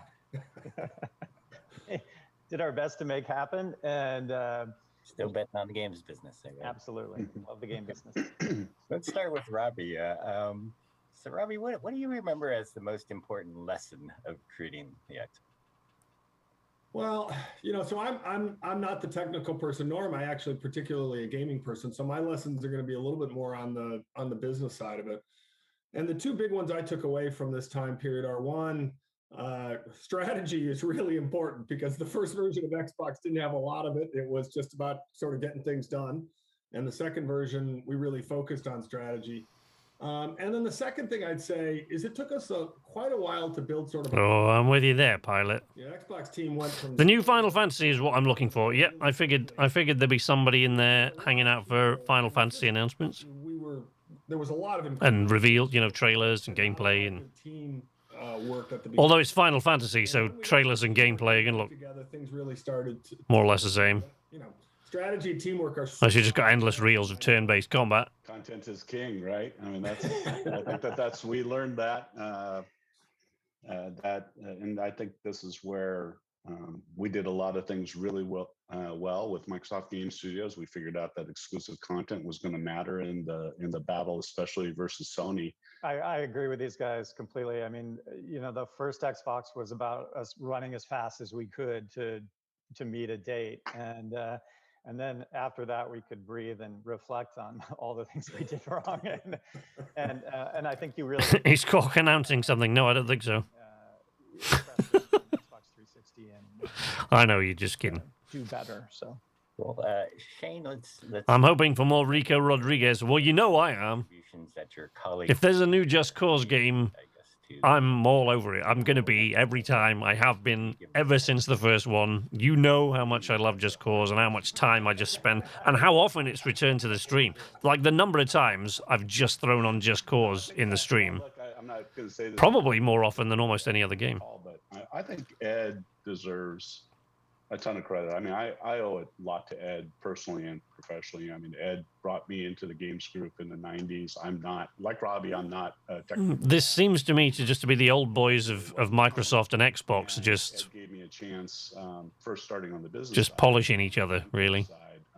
which led, I think, to. But yeah, I'll be all over Just Cause if it comes out. Personally, Ed was one of those guys. My kiddies are coming. Drove at home, and he first had the vision for Microsoft becoming a bigger player in games.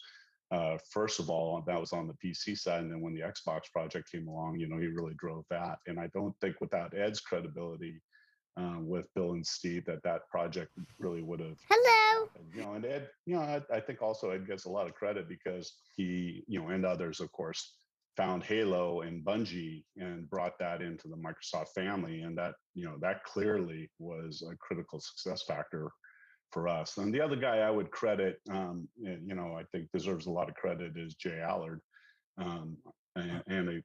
While I wasn't as privy to everything that Jay did, I think when he was running the platform team, he had the vision to something. You're going to say something. Xbox Live. Say something. I believe he deserves a lot of credit for us not putting a telephone jack in the back of the original. He was going, okay. No, he's gone quiet now. He's gone quiet now because. Can you sing that night? For Robbie making that decision. Night to Daddy. Oh, Jesus. Okay. He's very confused by all Can you say no night to everybody? Just getting the project Blokis. off the ground in the first place. You're Blokis. What I remember the most. Everything else that happened after that, we were committed to it. So we worked through a lot of problems, obviously, and learned a lot as we went along the way. But just getting it done, these two guys deserve a ton of credit. Well, that hurt. I think that this project, to be successful, needed so many different expertise, and so I came with kind of a product, making something technical background and a passion for games, but I had never run a business before, and without Shane, there's no way that we would have grown the game business, from the mid 90s like we did. I mean, so many different things had to come together in a short amount of time to make this happen. So it was really a team effort.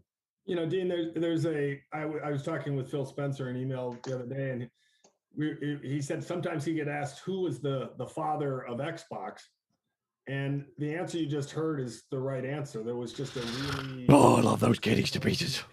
He always goes quiet. It's like he knows that I've pressed the mic on mute button, and he goes like deathly silent. To the thing I said before, as a team, was super important, and everybody got to play key roles at key times. I know it sounds sort of cliche, but it's actually how it played out. And Shane and Ed absolutely played those key roles as they described. Oh my God! We pissed off everybody whose name we haven't mentioned, right? I actually thought she was saying goodnight to these guys on the screen. She didn't get it. She's saying goodnight to these guys. That's who she thought she was talking to. And why not? You'd think that, wouldn't you? And to actually get it off the ground. I have this admiration now for Bill Gates, being willing to lose something like maybe $4 billion on the first Xbox. Yeah. and so, I have to admit that's one of the things that always impressed me about Xbox when they came out as a competitor against Sony, right? So when they came out as a competitor against Sony, they were way behind in the game, and Bill Gates just came out and said, I remember this, Bill Gates just came out and said, look, the first two Xbox consoles, he said, are not going to make any money. The first is going to be all about catching up to where they are. So we're not going to make any money on the Xbox probably until the third generation. So, and that always impressed me. That's not new news, right? Old guy Xbox circle jerk. I know, right? It's like, come on, Square Enix. We've got 5 minutes. Come on. A lot of money. Wall Street wasn't happy about it. People thought Microsoft was crazy being hardware. But Bill and what are these old men talking about? Honestly, they're just incredibly steadfast. It's just a great big dick polish by the guys at Xbox. It was so big, it was a chance to break through.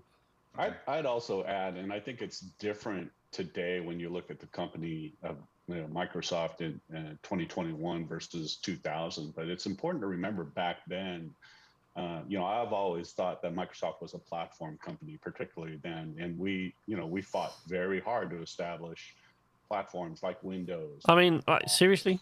And we looked at the Xbox. Baron, how you doing, buddy? Another one of those. Welcome in. That Sony, if you remember, had incredible. That's Pilot's influence. I start saying welcome in now.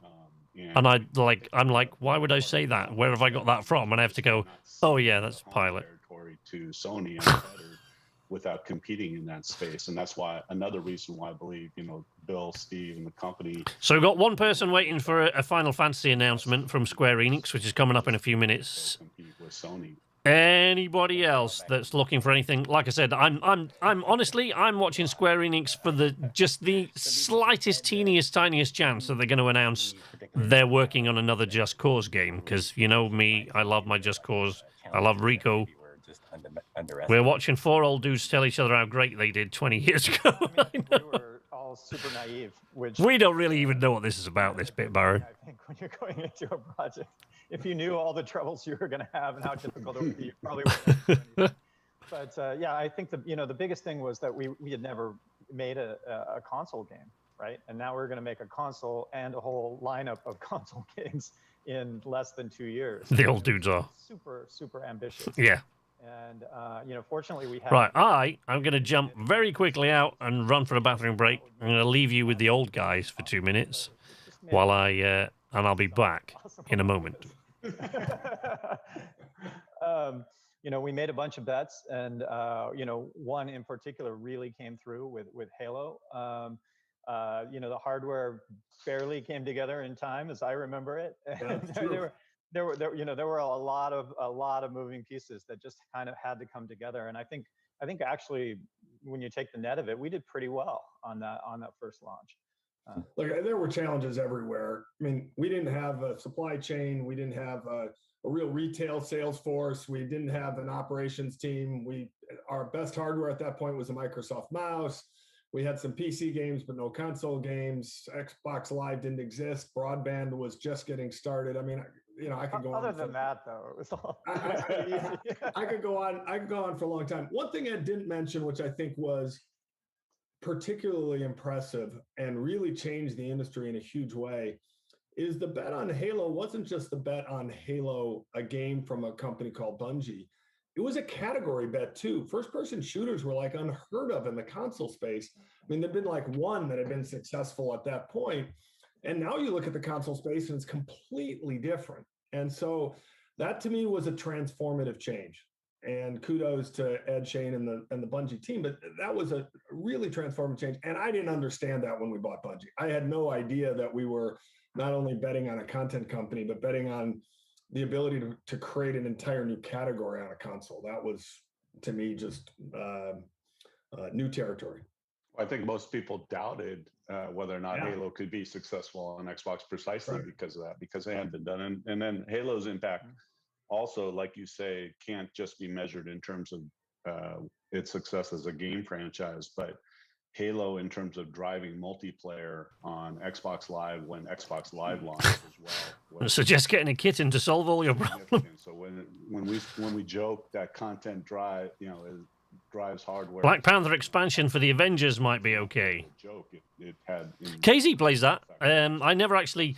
I was planning to get Marvel's Avengers, but there was just too much else going on at the time, and I just didn't bother. But there is, and it's a weird. I'm hoping from what we just seen. I mean, there's a lot to go on from what we just seen, and what we saw in the Xbox showcase, Starfield, obviously, Fable, obviously, Grounded. I'm pretty sure I can get the guys to come join me in Grounded again. Like, I'm pretty sure they're all up for that, even though all of us are terrified the whole damn time. So, yes, Pilot's going to scream. I don't believe otherwise. If he doesn't, KZ will certainly do it. And if he doesn't, I'm up there. I think HJ is the only one who probably won't scream.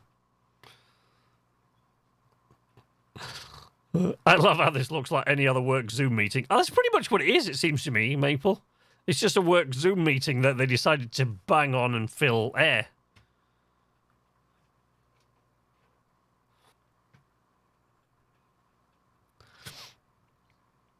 But this is E3. So I was worried there. I thought, wait, so when I swapped across, because I don't want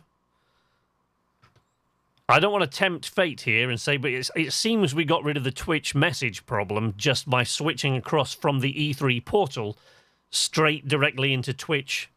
Because it was only when it was running through the E3 portal that we were getting that message on screen. But why, in the middle of Starfield... And what was the other thing? There was another one that it went over the top of. I think it might have been the Sea of Thieves one. Whatever it was, that was awful.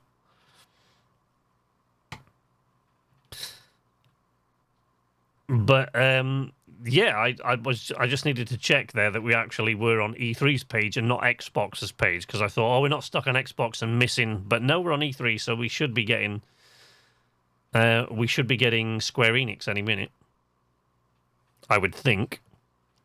And that'll go from... Oh, crikey, how long is that going to last? I've got to pull up my my schedule now.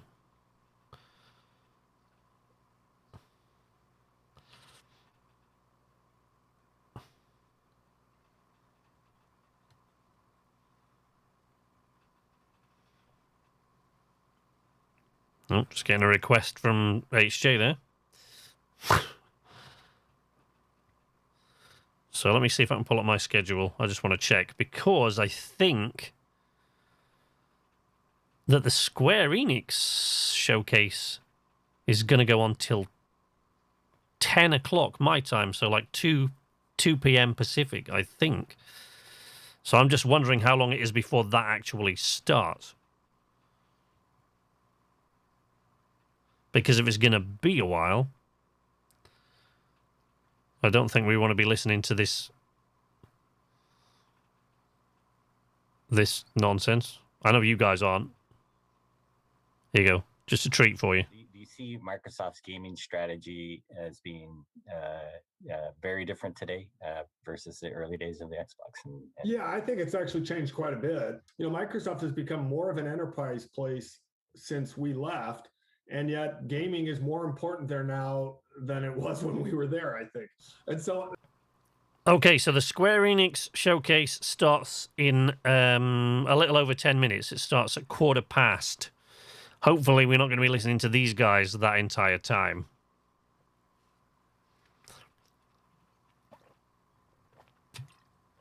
So, in the chat there, for you guys who were here during the Xbox showcase there, what was your favorite reveal? What are you most looking forward to of the stuff that they showed there? And give me like 2 or 3. Like, what's your number 1? What's your number 2? What's your number 3? Because, like, I'm pretty sure most people in here are going to say Starfield. Like, an awful lot of them anyway. I know that would be mine. But there'll be others. I am actually looking forward to the Outer Worlds 2, despite the fact that I just kind of felt that the Outer Worlds was just okay. Professional. We still haven't talked about Hades coming to Game Pass. Oh, we still haven't talked about Stalker 2. Oh. I don't hear anybody talk about Shredders. There's just too much information. So the much. Ascent being shown again, which looks dynamite and dope, and I can't wait for it. Yeah. What a conference that was. Yeah. It was so much. It was...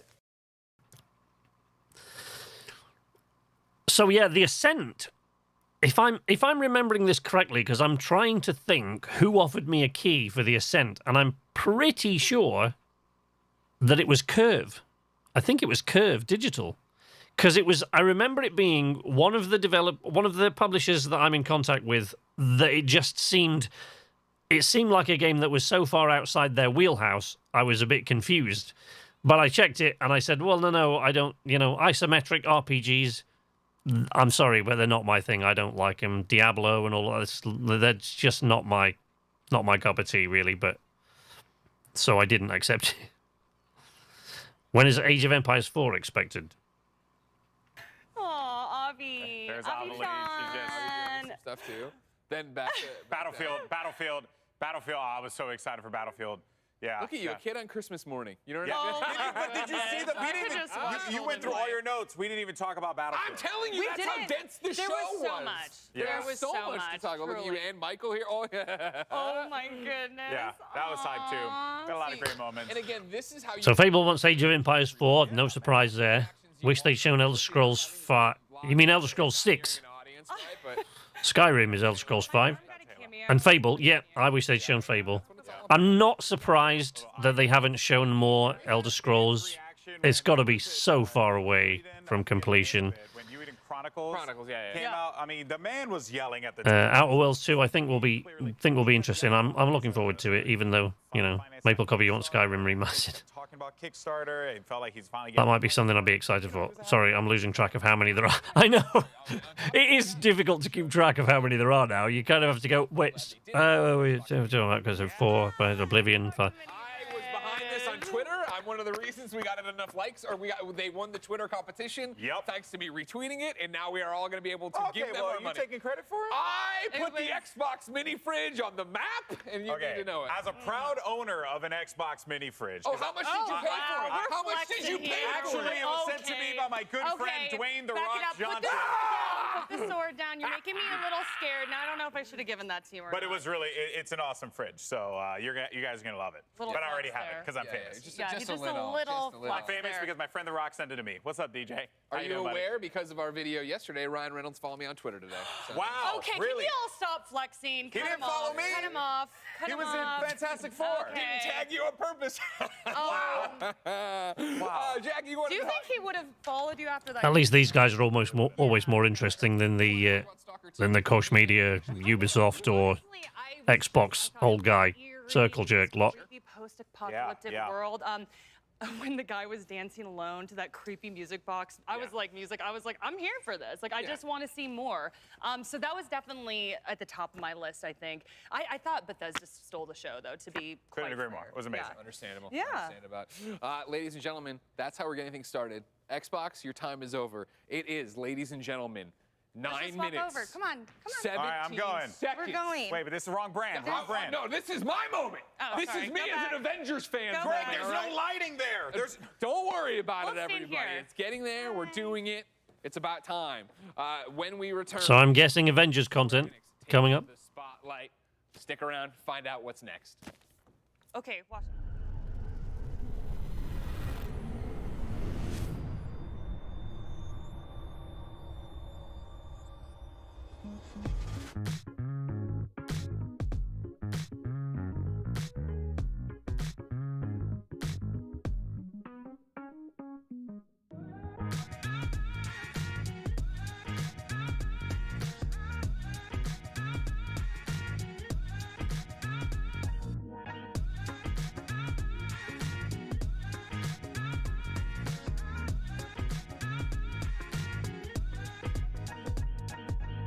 As a part of Play For All, GameSpot will be bringing you the latest gaming news and announcements, interviews with developers, the biggest press conferences, and lots more. Play For All is our yearly online event that combines the excitement and announcements of E3 with charity live streams the following week with lots of special guests who are going to help us raise money for able gamers. So join us in June for E3 and Play For All on GameSpot.com, YouTube.com/GameSpot, Twitch.tv/GameSpot, and as a part of the E3's official broadcast.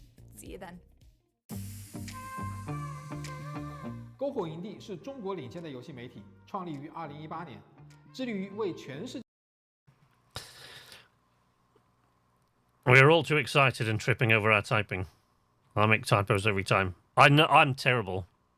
It's actually, I do it worst of all on Twitter. But, well, maybe I don't do it. I think I actually do. I'm worse on Twitter for typos than anywhere else. And it's not just that you only see them because it can't be edited. I am actually even worse there than anywhere else because I'm always kind of doing it. Twitter, I'm usually doing, well, I've got the kids screaming around me and I'm doing this. Yeah, I got to it. Trying to keep the kids at bay while I'm typing on Twitter. And of course, it's the one where I can't edit anything. So yeah, it's terrible. You beat me to it.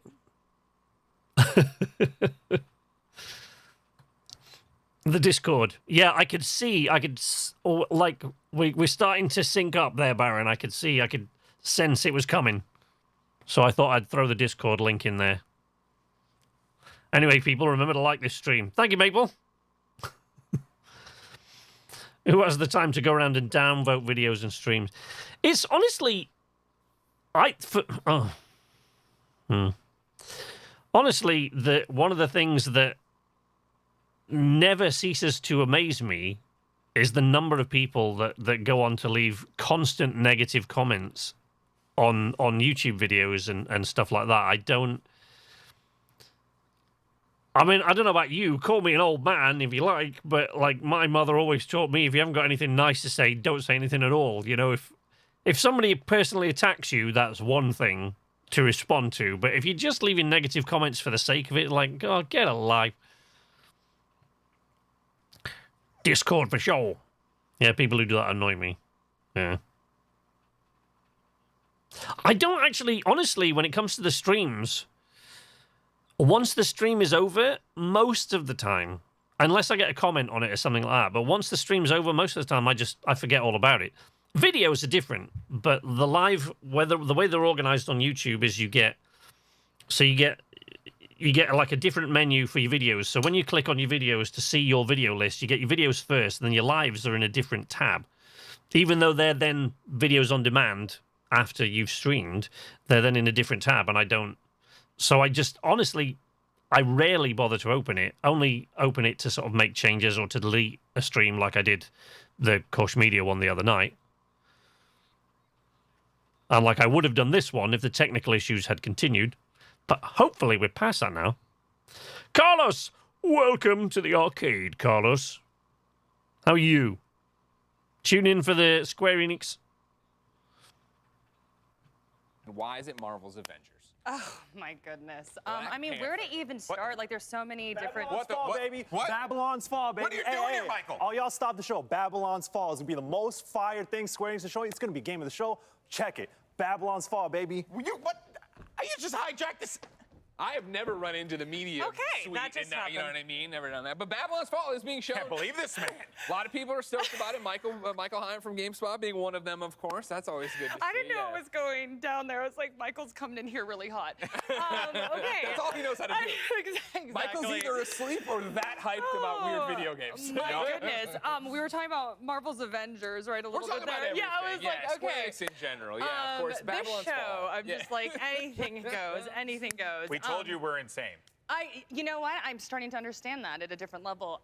So yes, War in Wakanda. I'm totally amped for that. We saw a little bit of an art reveal yesterday. Sure, yeah, new look at Black Panther, right? Yes. So far, all we've had is that teaser trailer at the last time they had done one of the Square Enix Presents or whatever, so that's nice to see. Obviously, as I've talked to death, so we won't go any further with it. Yeah. Excited for more content. I need to see what the end-level stuff is. They're calling this an expansion, right? It's not like the episodes we've gotten for Kate and Clint, so what does that mean? How big is this going to get? But then, of course... Yeah, where are you from, Carlos? Let us know where you're from. We might have some people in here that speak your language. I love Life is Strange. We have a brand new one coming up this September. I can't wait to see what that's all about. Yeah, Life is Strange True Colors, that like hits very close to home for me. It's obviously about a woman dealing with the loss of her brother.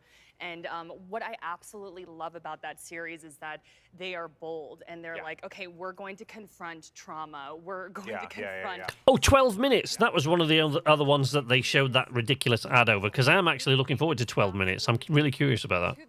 Because the whole game takes place in that one little room. It's like a top-down mystery, detective-y thriller thing. And it's like on a 12-minute loop. Montreal. That's it. The new title. That's all I'm looking forward to.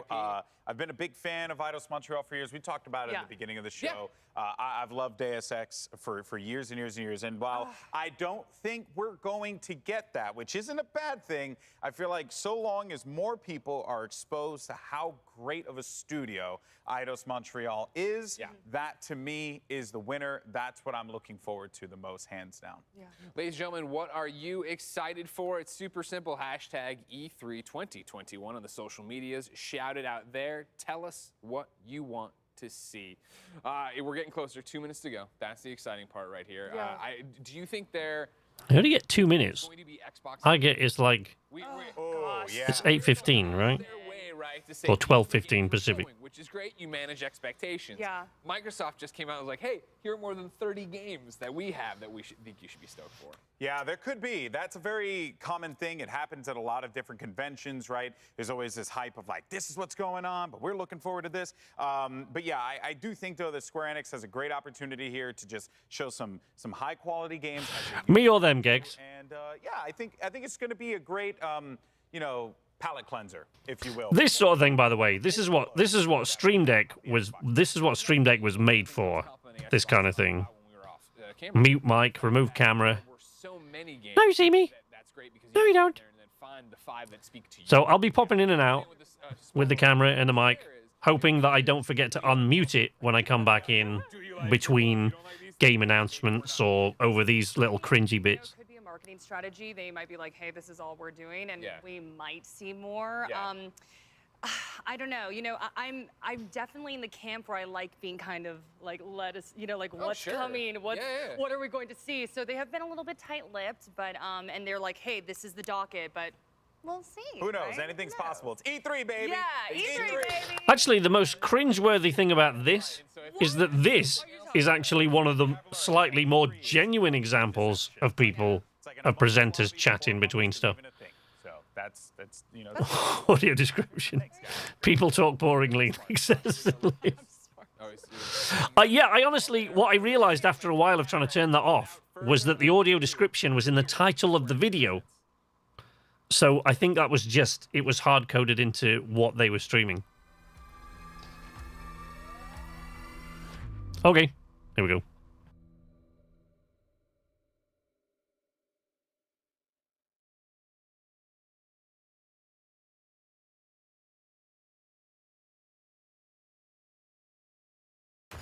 Good afternoon, everyone. It's Matt Mercer here, and I'm back as your host of Square Enix Presents.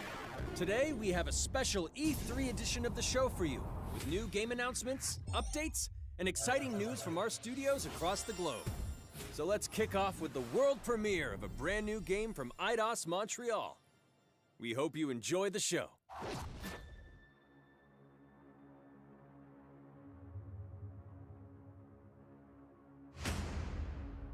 I am so proud of you. Do you know what a birthright is, Peter?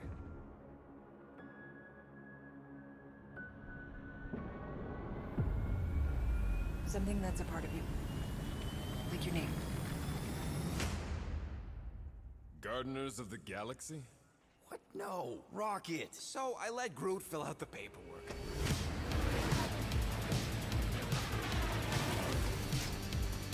So we got fined. We appear to be 6,963 units short. I know, we clearly need a plan.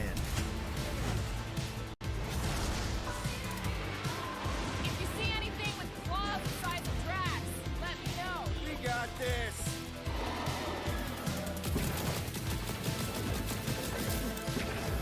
Drax, throw him. No!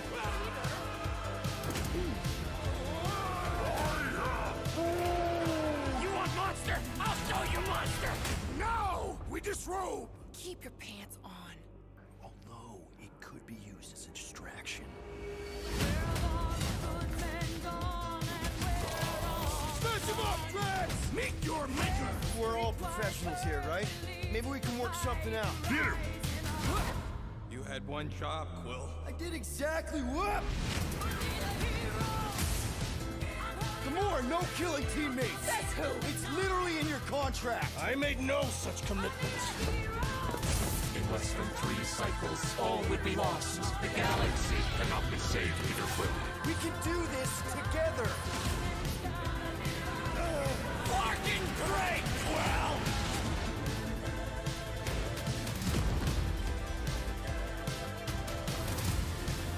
Star-Lord, right? It's Star-Lord. Oh, crap!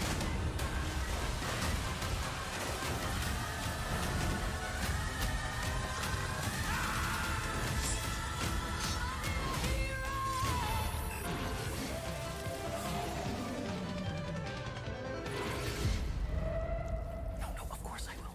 I'll call you.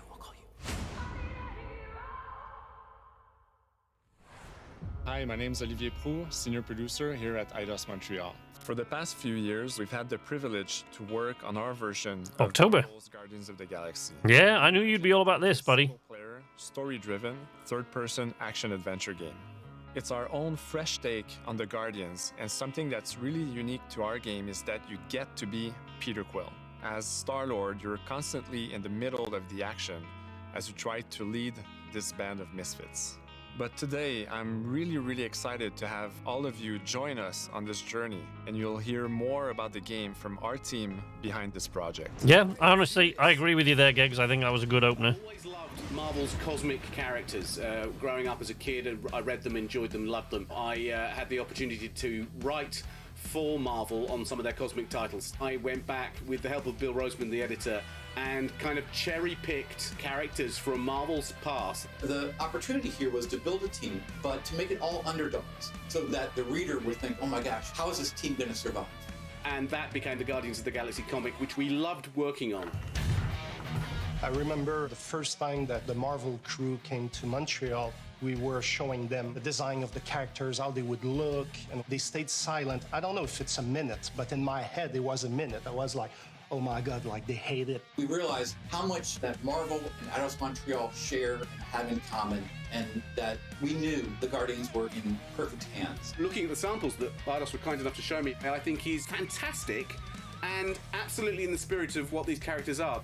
What makes the gameplay experience unique to me is no matter in what phase of the game you are, whether you're in exploration or you're fighting, the Guardians are constantly around you and you never feel alone. While you're the leader, the Guardians will also challenge you and make decisions on their own, and you will have to adapt to it. You are literally part of the Guardians of the Galaxy. The decisions you'll make will have lighthearted to haunting repercussions, and the game will react to what you do and say. Gamora, no killing teammates! Says who? It's literally in your contract! I made no such commitment. You are playing as Star-Lord and you're using your blasters and you're using your jet boots. Star-Lord is really empowering. He's very agile on the battlefield. He can slide and over with his jet boots. Of course, he has his elemental blasters that have different powers as well. And on top of all of this, he can use the unique abilities of his Guardians. We're not pirates. We're legally incorporated heroes for hire. Gardeners of the Galaxy? What? No. The story is about a group of misfits, the Guardians. In our world, they've been together for less than a year. Okay, playing the same humorous bits over and over does not evoke confidence and as they progress through the story, in how good the writing is going to be in this. Something really big. Is that all you've got? There are a lot of very interesting villains in the Marvel franchise. And when you're starting to work on a story like this, you get to get your pick of which ones will make the best for this story. That gives us the opportunity to bring in some that are well known, but some that are also not all that well known. What Eidos is getting so right about them is... I'm sorry, Geggs, was that sarcasm? They're also bringing an amazing imagination to it. You're going to see planets and characters that are going to blow your mind. Interpreting it in its own way, I think, makes it feel incredibly fresh and exciting. It's not a matter of trying to replicate the comic or trying to replicate the film. It's trying to take the medium you're working in and make the best version of Guardians out of that. They made it fun. They made it rock and roll. They delivered everything you would want in a Guardians game.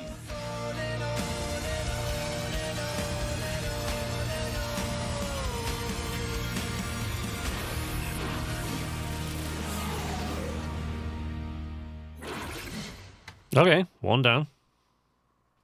Well, Casey was excited about it. Are we going to get to see some gameplay?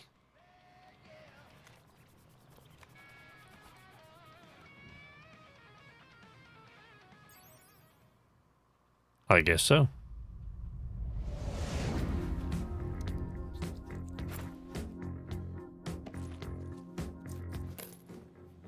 "37 units? We appear to be 6,963 units short. If we intend to keep our ship, Peter Quill. I know. We clearly need a plan. What about selling Gamora's crap? What? Oh, come on. You've been hoarding them stupid knickknacks ever since you first joined us. I mean, don't tell me they ain't worth nothing. Quarantine zone was always holding out on My us. figurines are not knickknacks. Team's in trouble, and you can't be bothered to make no sacrifice. I will. Is that Seth Green? That sounds like Seth Green. Guys, I think we should hear our group for once.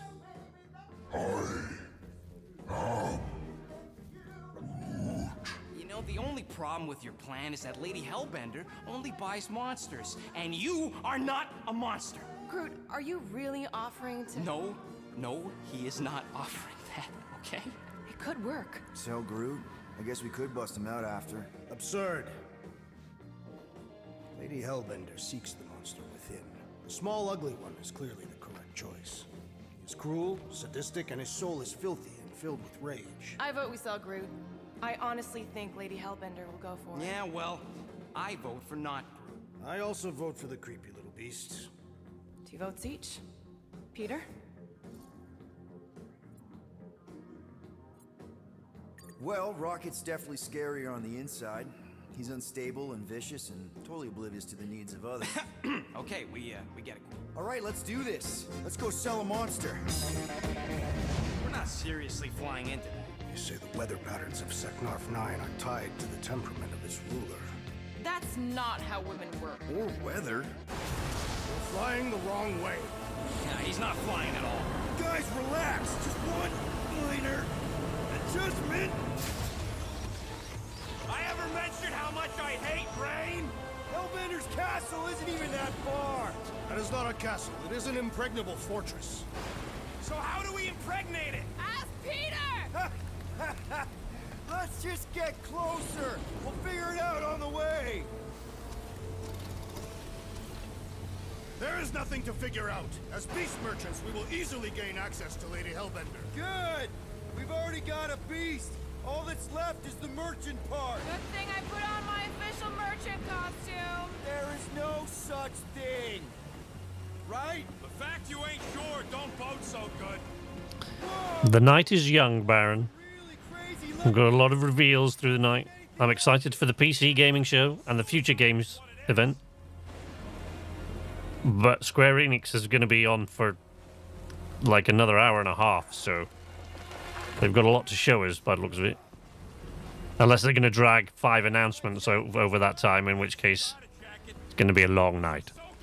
Less whining, more walking. Hey, Stormlord, we ain't seriously walking through this. It'll take forever in this storm. Stop complaining. The hardship will strengthen your spirit. I face more than enough hardship. Thank you very much.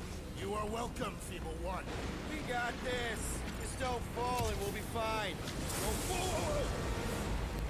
Whoa. Whoa, whoa, whoa, whoa.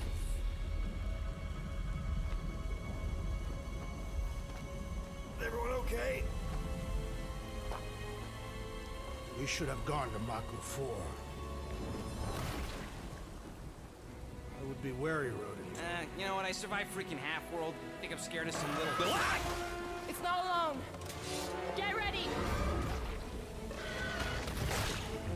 What are these things? They are amorphous vermin. Shoot first, questions later. Chop them, Gamora! This won't hurt much. Smash them up, Drax! Meet your maker! Steel Boy's enjoying this way too much. This is the local fauna. It's about to be an endangered species. Groot! Hawkeye time! Oh, you, Rocket! Time to go boom! I am eager to experience Lady Hellbender's legendary menagerie. Should we ask them for directions? I'm thinking maybe they are directions. Oh, like a signpost or something. I'm not saying it's an arrow with the word fortress on it, but statues suggest civilization, and the only settlement I saw when we were topside was Lady Hellbender's fortress. Dead end. That's just great. It's a retractable bridge. They use them at the prison I was I don't mind trailers, actually, Mordred. I don't mind trailers at all. It's nice when we can see gameplay, especially when a game gets close to release. I don't mind trailers at all.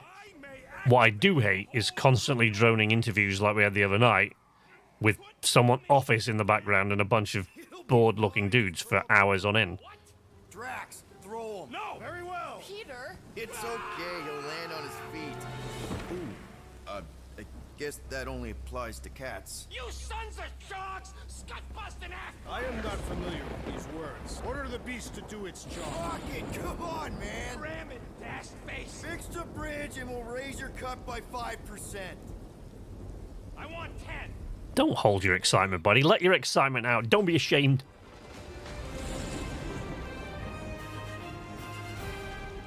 Thanks for the bridge, Rocket.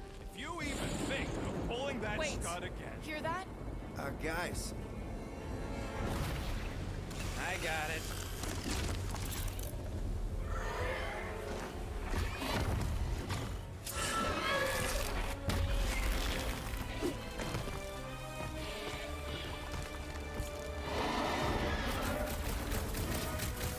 These creatures are perfect predators. Stop cheering for the murder monster. Somebody's having fun. You are my prey. Keep it together, Doc. Bad dog! Bad dog! We've got the numbers. Not if you count all that teeth we know. That dog has a huge predator. Avoid the mouth, dodge the tail, slice. I'm with you there, pilot. Is anything on this planet not trying to kill us? Guys, huddle up! Already missing the jiggle jellies. They keep moving around. Although Guardians of the Galaxy still come pretty near the top for me. Don't get too close to that mouth. This guy barely feels it. Yeah, I smell it too. Come on, we got this. Perhaps these were sent by Lady Hellbender. Well, she can keep them. How come monsters are never friendly? You can kill anything with sort of too much of anything, Definitely in my top. no matter how good. Yeah, I'm getting a bit burned out on Marvel superheroes, but definitely zombies and vampires. But then again, I'm even starting to get a bit burned out on Star Wars stuff, with the exception of maybe The Mandalorian. So, and I never ever thought that would happen. So, too much of a good thing. All right, Rocket. Time to put on your monster face. I only got one face, Quill. Are you sure about this, Peter? Look at him. You better have one hell of a sales pitch.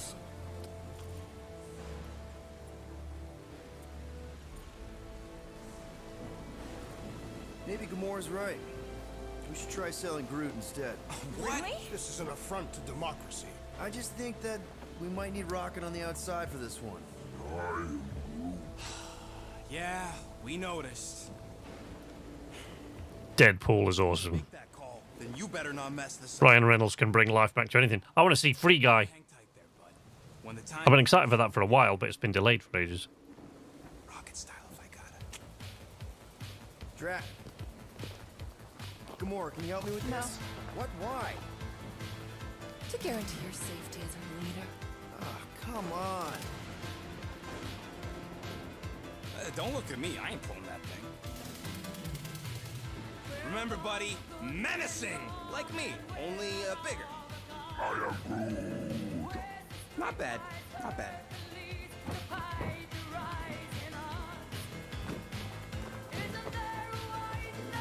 Easy, big guy. So, how long before someone else wants to pull this thing? We are 60 clicks from the fortress. I'd say closer to 75. We got this.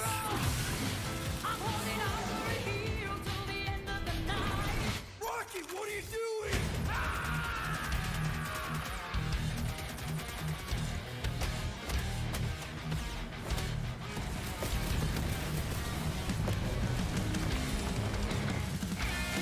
Highly edited video gameplay montage coming right up.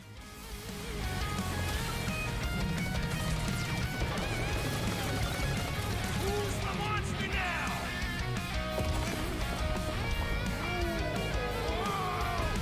Rocket, what the?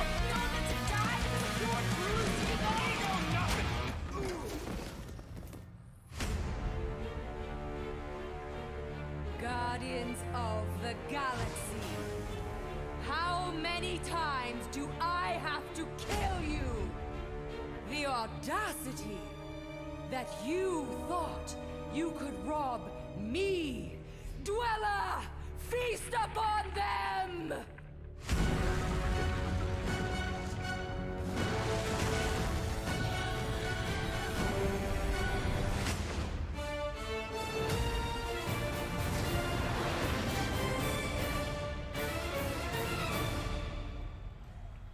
There you go, KZ. October 26th.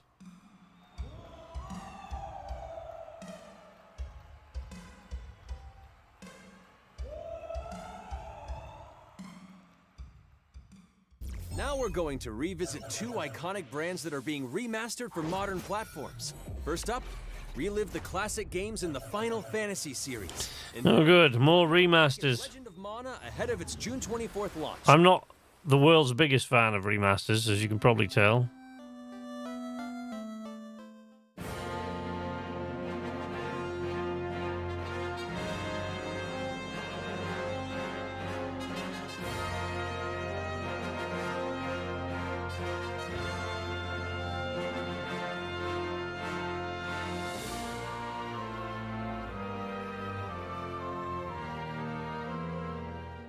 I mean, we knew this was coming. It's a Square Enix showcase, so it's pretty sure we knew there was going to be Final Fantasy stuff in there.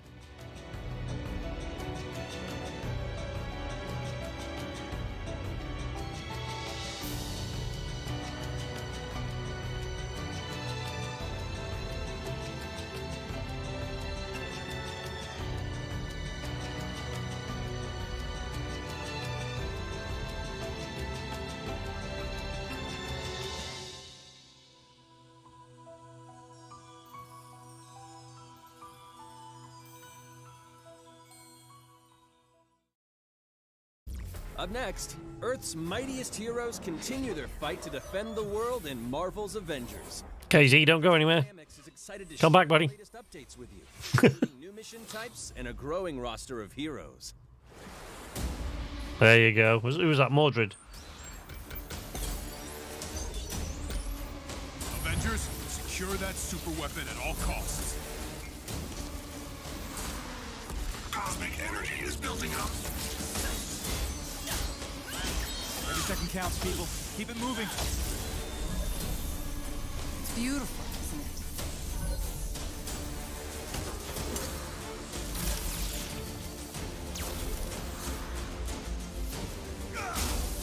You're out of your depth, Avengers. Shutting you down, Monica.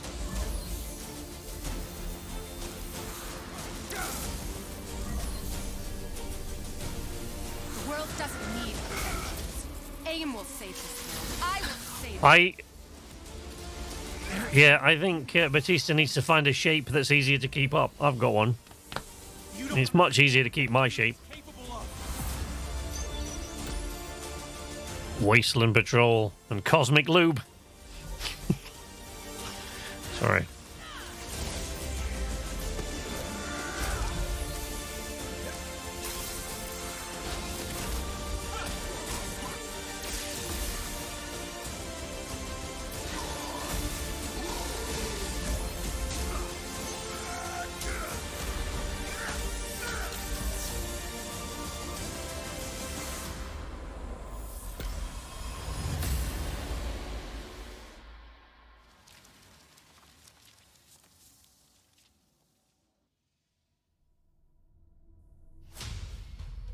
I applaud your efforts to connect with your roots, but as a man who has seen 3 Black Panthers fall, I must warn you of a few things. Many eyes follow the path you are about to walk down.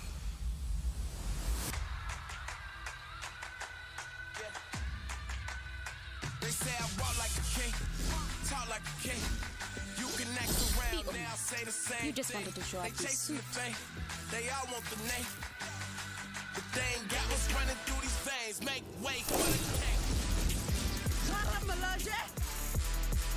It is Claw.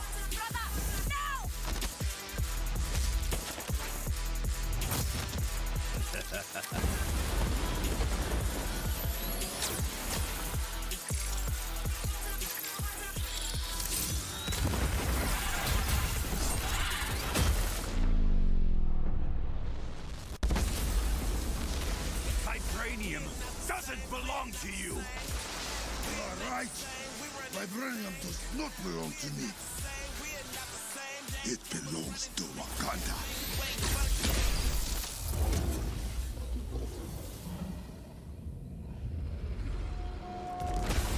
Look at me now, count me down. So give me the crown. They say I walk like a king, talk like a king. You can act around now, say the same thing. They chasing the fame, they all want the name, but they ain't got what's running through these veins. Say I walk like Now it's time to give mobile players a quick look at some of the games that will be available in the coming months. Good evening, 426. Our intelligence reports a new threat to global stability. I have absolutely no interest in mobile gaming. Frankly, my phone is used purely for keeping up with social media these days. Disappearance. You were selected because And I have a hard enough time trying to find time to do that during the day, so. must be perfect. Have we got any mobile games players in the chat?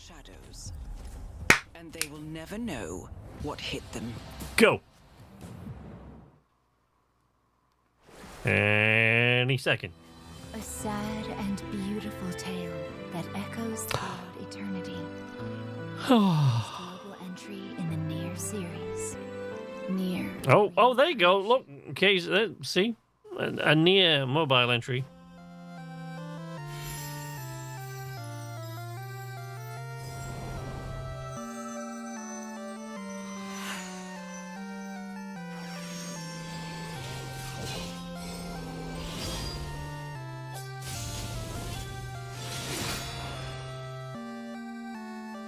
Mobile games just murder me now. Well, hopefully this will be fairly short-lived. No, come on, we got one mobile game player in only on my iPad. Okay.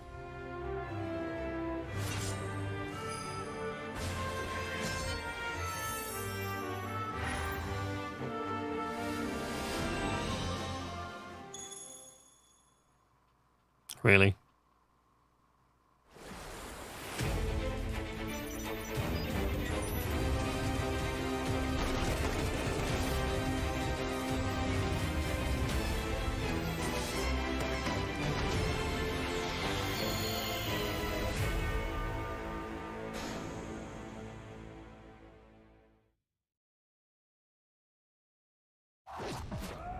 Today, the team at Platinum Games is giving you an exclusive look at the epic world of Babylon's Fall, featuring fluid combat, powerful weapons, and a unique art style.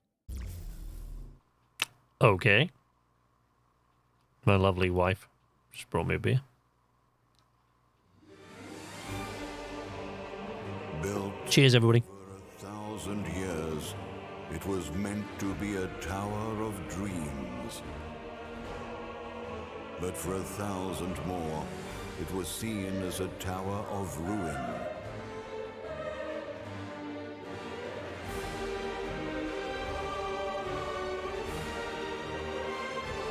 Persevering through fire and ice and the coldest of winds, eventually the tower became a symbol of unrelenting ambition. That tower's name is Babylon. A game that uses Photoshop's watercolor filter. Savior of Neo Babylon, stand among us. Let's find out without further ado.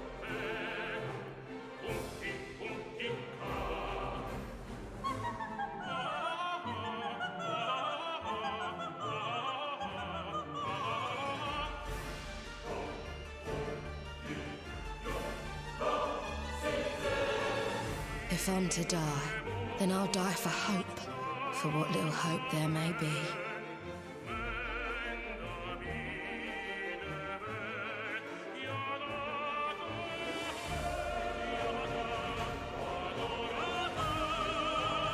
Seen through the veil at last, have you?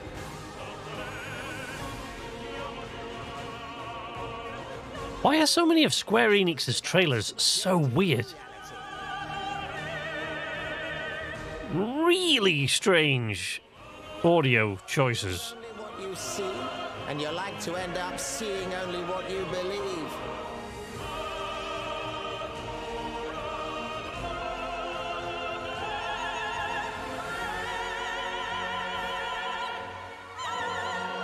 Always some very, very strange audio choices I find in any sort of JRPG style trailers. Ascend to the heavens, above the tower, or fall. Like this one now. Because the game's great. Now begins its tale of both hope and despair. Well, at least it's not coming to the Xbox. You don't have to worry about that.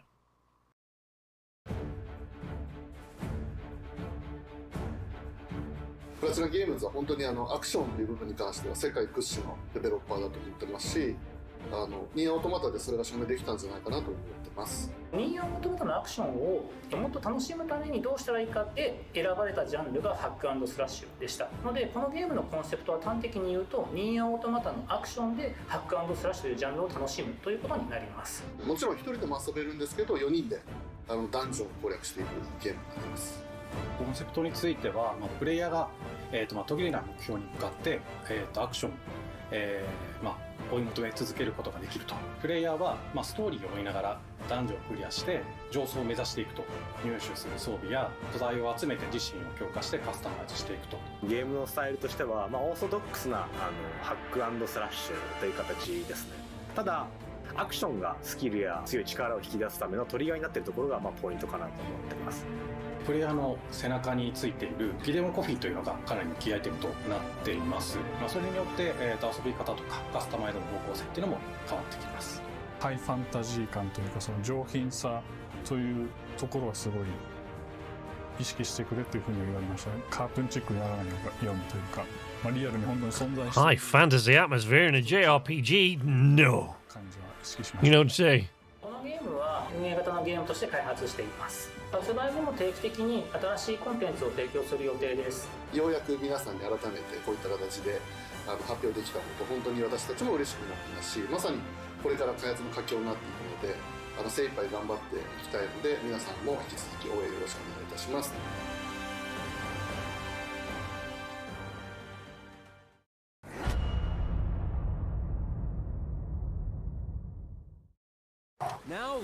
My heart stopped there until I read now available. I was like, oh guys, I don't know. True Colors. The team at Deck 9 is ready to give you a deeper look at Alex Chen's psychic power of empathy. But first, here's a look at the Life is Strange Remastered Collection. Feels so weird to be back. After 5 years, you're still Max Caulfield. What do you remember about us as kids? I think about us as little pirates, running and jumping through Arcadia Bay. We are awesome!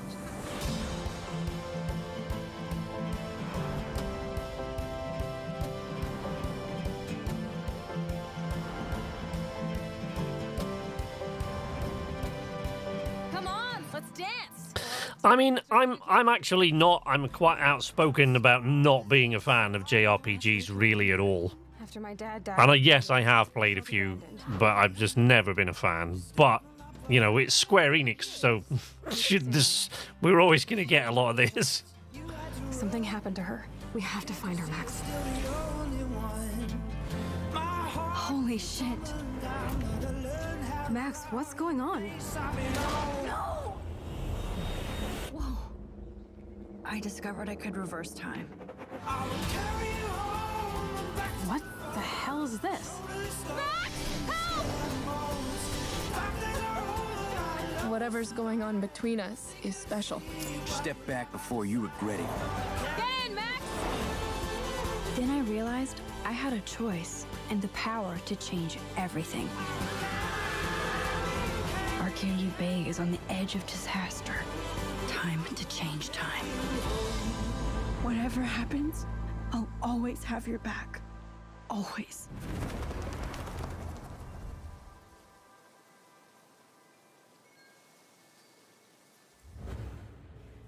Hi, I'm Maya, also known as MXM Tune. I'm a musician and the singing voice of Alex Chen in the upcoming Life is Strange True Colors. I hope you enjoyed that first look at official gameplay from the remastered collection. As a longtime fan, I know I did. You can see the love and care that Deck 9 have put into remastering both Life is Strange and Before the Storm. This collection features improved character animation, lip sync, and visuals. What a pointless remaster. Back in March, we also revealed the next... The problem with JRPG stories, to me, I'm obviously not talking about Life is Strange, I'm talking about the JRPGs that have been, you know, and all the other ones that Square Enix are going to present us with. The problem with the JRPG, with the story of a JRPG, hello honey, is that I never know what the stories are, because when I'm playing the game, to me, the story of most JRPGs is presented so poorly that what might be a fantastic story gets missed because of poor presentation.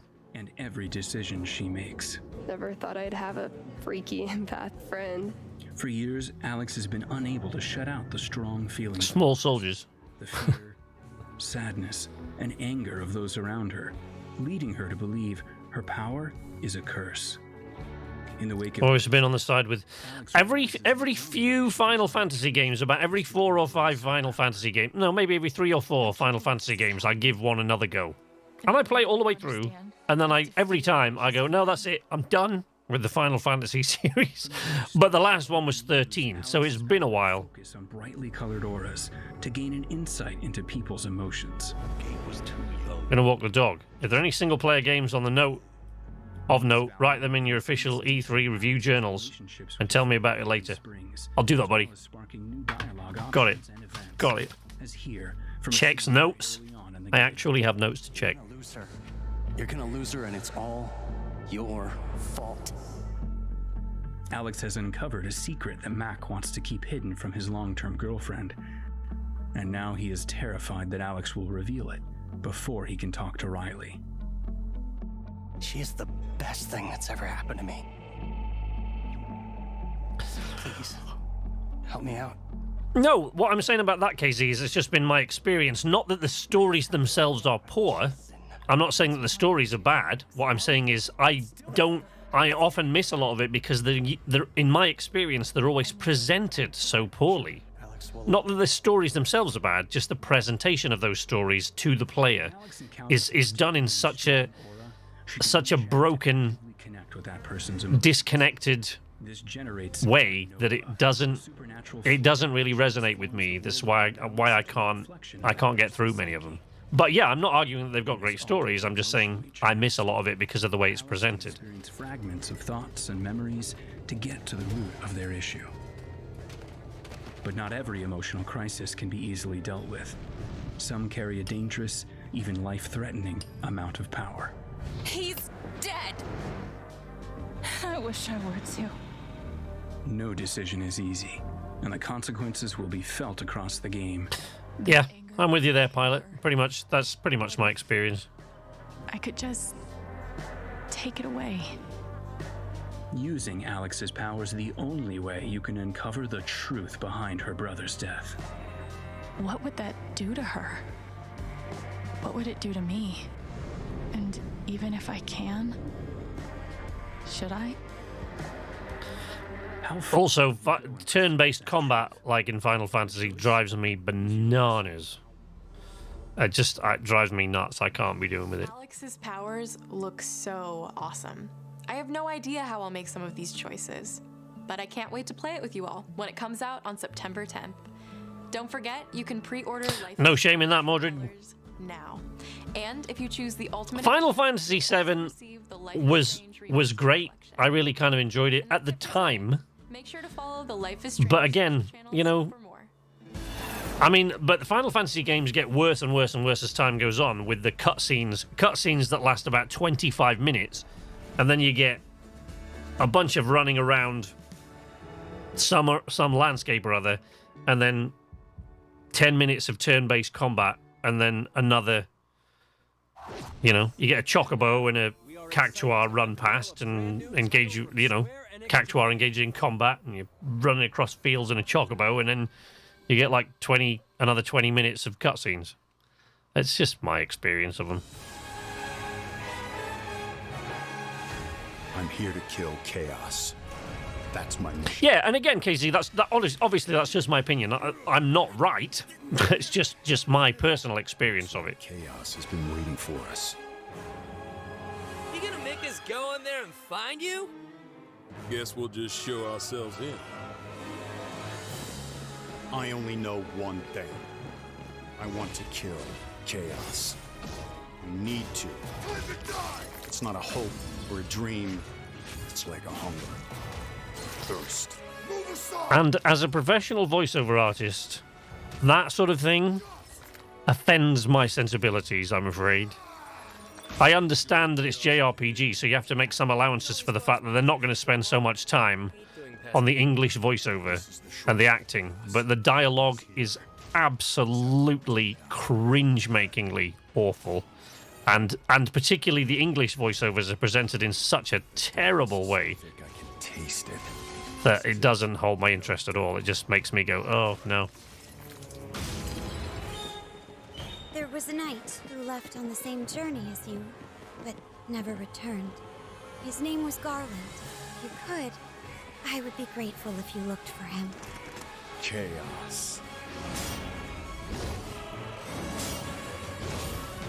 Though I have to say that when it comes to terrible dialogue and voice acting, and I'm sorry, Resident Evil fans, but Capcom are the worst by a country mile.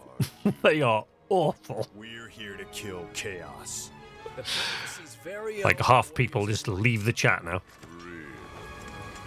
He always wore such splendid armor, with a helmet that was terrifying to behold. It's Garland. No. I become chaos.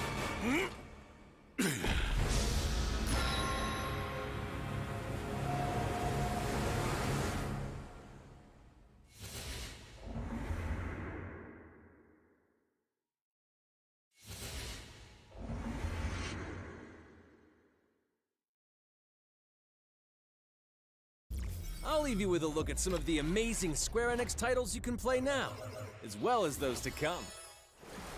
I hate to be the bearer of bad news, but Just hit me with it. we're gonna drop plate number 7. They're gonna do what?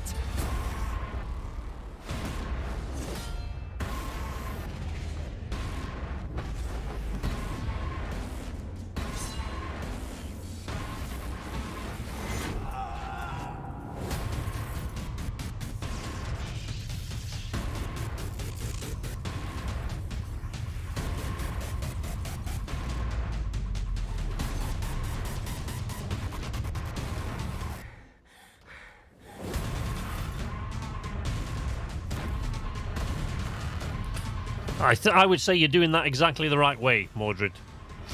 That's a good call.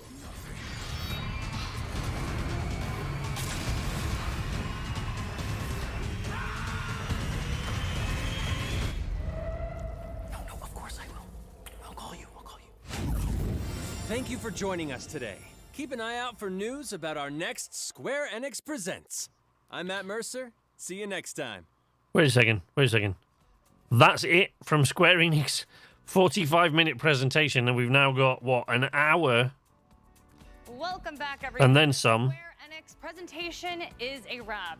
You taking notes? They take it down Yeah, right I don't to the blame wire. you. Right. Wait a second. I've got to check this. Let me just double-check my schedule here. Very tough to follow up the Xbox presentation, Yeah. but I actually found this very exciting. They dived really deep on a lot of games. Spent a lot of time on a lot of things they were doing, which I appreciate quite a bit. Yeah. In particular, Guardians of the Galaxy. Yes, I'm with you there, Pilot. 100%. It doesn't follow, and I've seen so many people, particularly Doc Burford, right, who's one of the Shipbreaker writers, and I follow him on Twitter, but he... Yeah, it's sad because it's good. It's a terrible out, and it's, you know... It's stupid quick. I know, right? I mean, I'm just checking the schedule here, but see, 2 p.m. So it's an hour yet. Final Fantasy skit they just did was kind of boring. Yeah.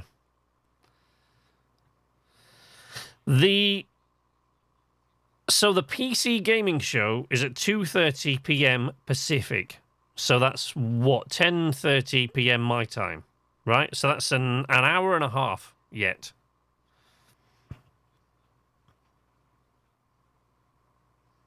So, with it being so long, I was actually going to leave this running for the Warner Brothers thing, but now that I know that that's over already, with it being so long, I might take like an hour and a half. I'm just going to chat with you guys for a bit, and then I might just take some time and come back at 10:30 my time 2:30 Pacific for the PC gaming show and Future Game Show, which I'm really excited about. I really want to see those two. I know the PC gaming show doesn't interest many of you, but it's becoming a bigger and bigger and bigger part of my channel. So I'm very interested in that, and I definitely want to see the Future Game Show, which starts at 4 p.m. I'm assuming that'll only run for an hour, so it'll be like 5 p.m. Pacific. So, which is what? That's 1 a.m. 1 a.m. my time. I would think.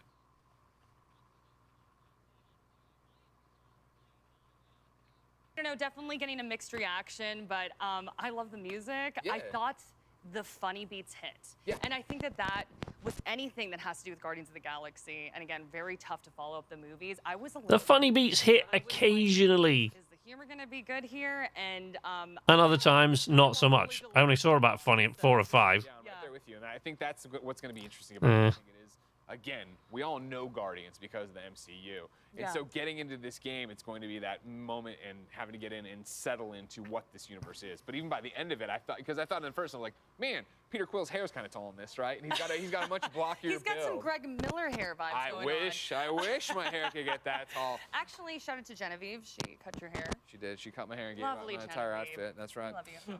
But yeah, for the game, I thought their Rocket voice actor was real good, right? Because again, these are already so iconic. I thought their Drax was good in terms of. I don't know who the Rocket voice actor was. I thought it was Seth Green for a moment. Pull your hair back, pull your hair back. It seemed like it could have been They didn't say it in my. in this. It's like, oh, okay. Is this I mean, obviously it's Bradley Cooper in the MCU, but in this it sounded like it was Seth Green. The pleasure of chatting with some of the big brains from Marvel Games and IDOS Montreal about the new Guardians of the Galaxy game. Let's take a look. Hair!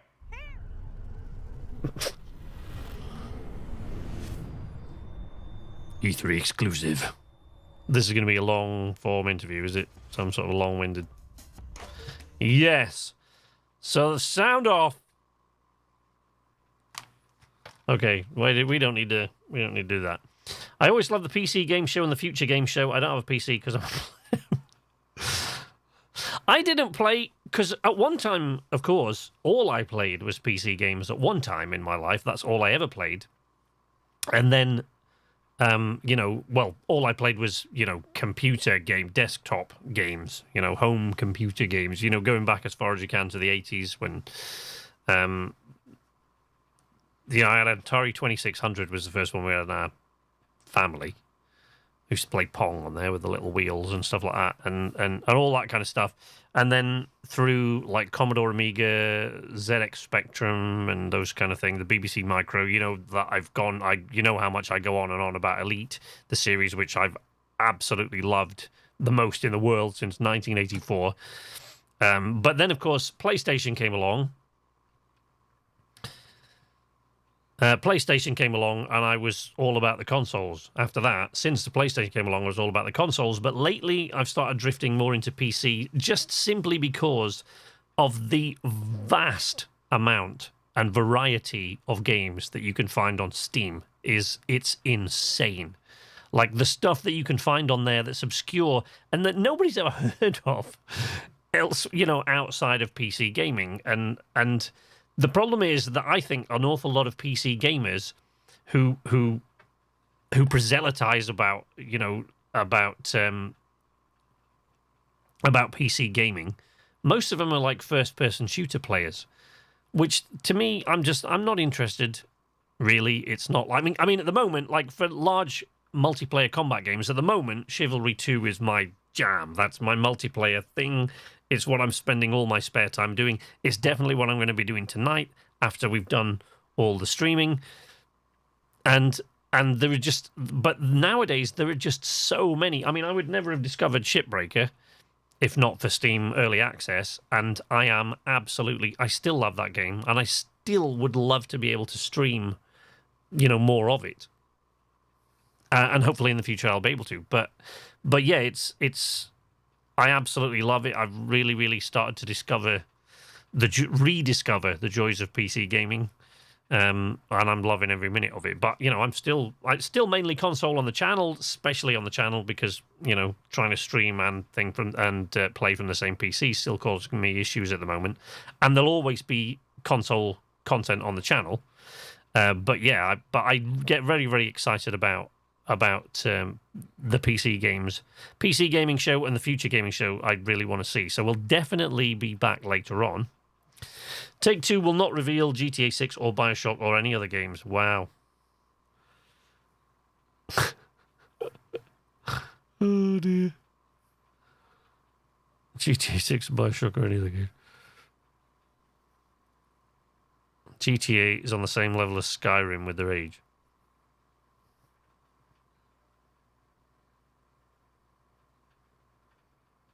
When's Take-Two? Is that Tuesday? Monday? Tuesday? Monday, 10:15 a.m. Pacific. Monday, Take-Two. Take-Two Interactive Panel.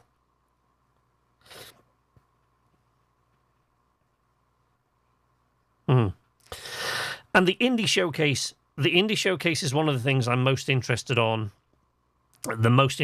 tomorrow. So tomorrow, the thing that I'm definitely it's only going to be half an hour, but I definitely want to check out the Indie Showcase tomorrow. So we're definitely going to be doing that. And I'm not sure, I think that might actually be it tomorrow. I think the only thing I'm probably going to stream tomorrow is the Indie Showcase, which starts at 12 Pacific. So, 8 o'clock my time. So that is what we're doing. That's what we're going to be doing tomorrow. And then I don't actually know if I'm going to be streaming anything on Tuesdays, but tomorrow we'll definitely do the Indie Showcase. Tuesday, I don't think. I don't know. We'll see. I'll have a look into it. I mean, I am part of this E3 creator portal thing, but it's useless. It is absolutely awful. The damn thing doesn't work half the time. It's just a big, empty, echoing void, and you get like 5 names on the side with their little avatars that they make you create for this year's E3, and the little virtual things that they put down, and you kind of look at it and go, what am I supposed to be doing here?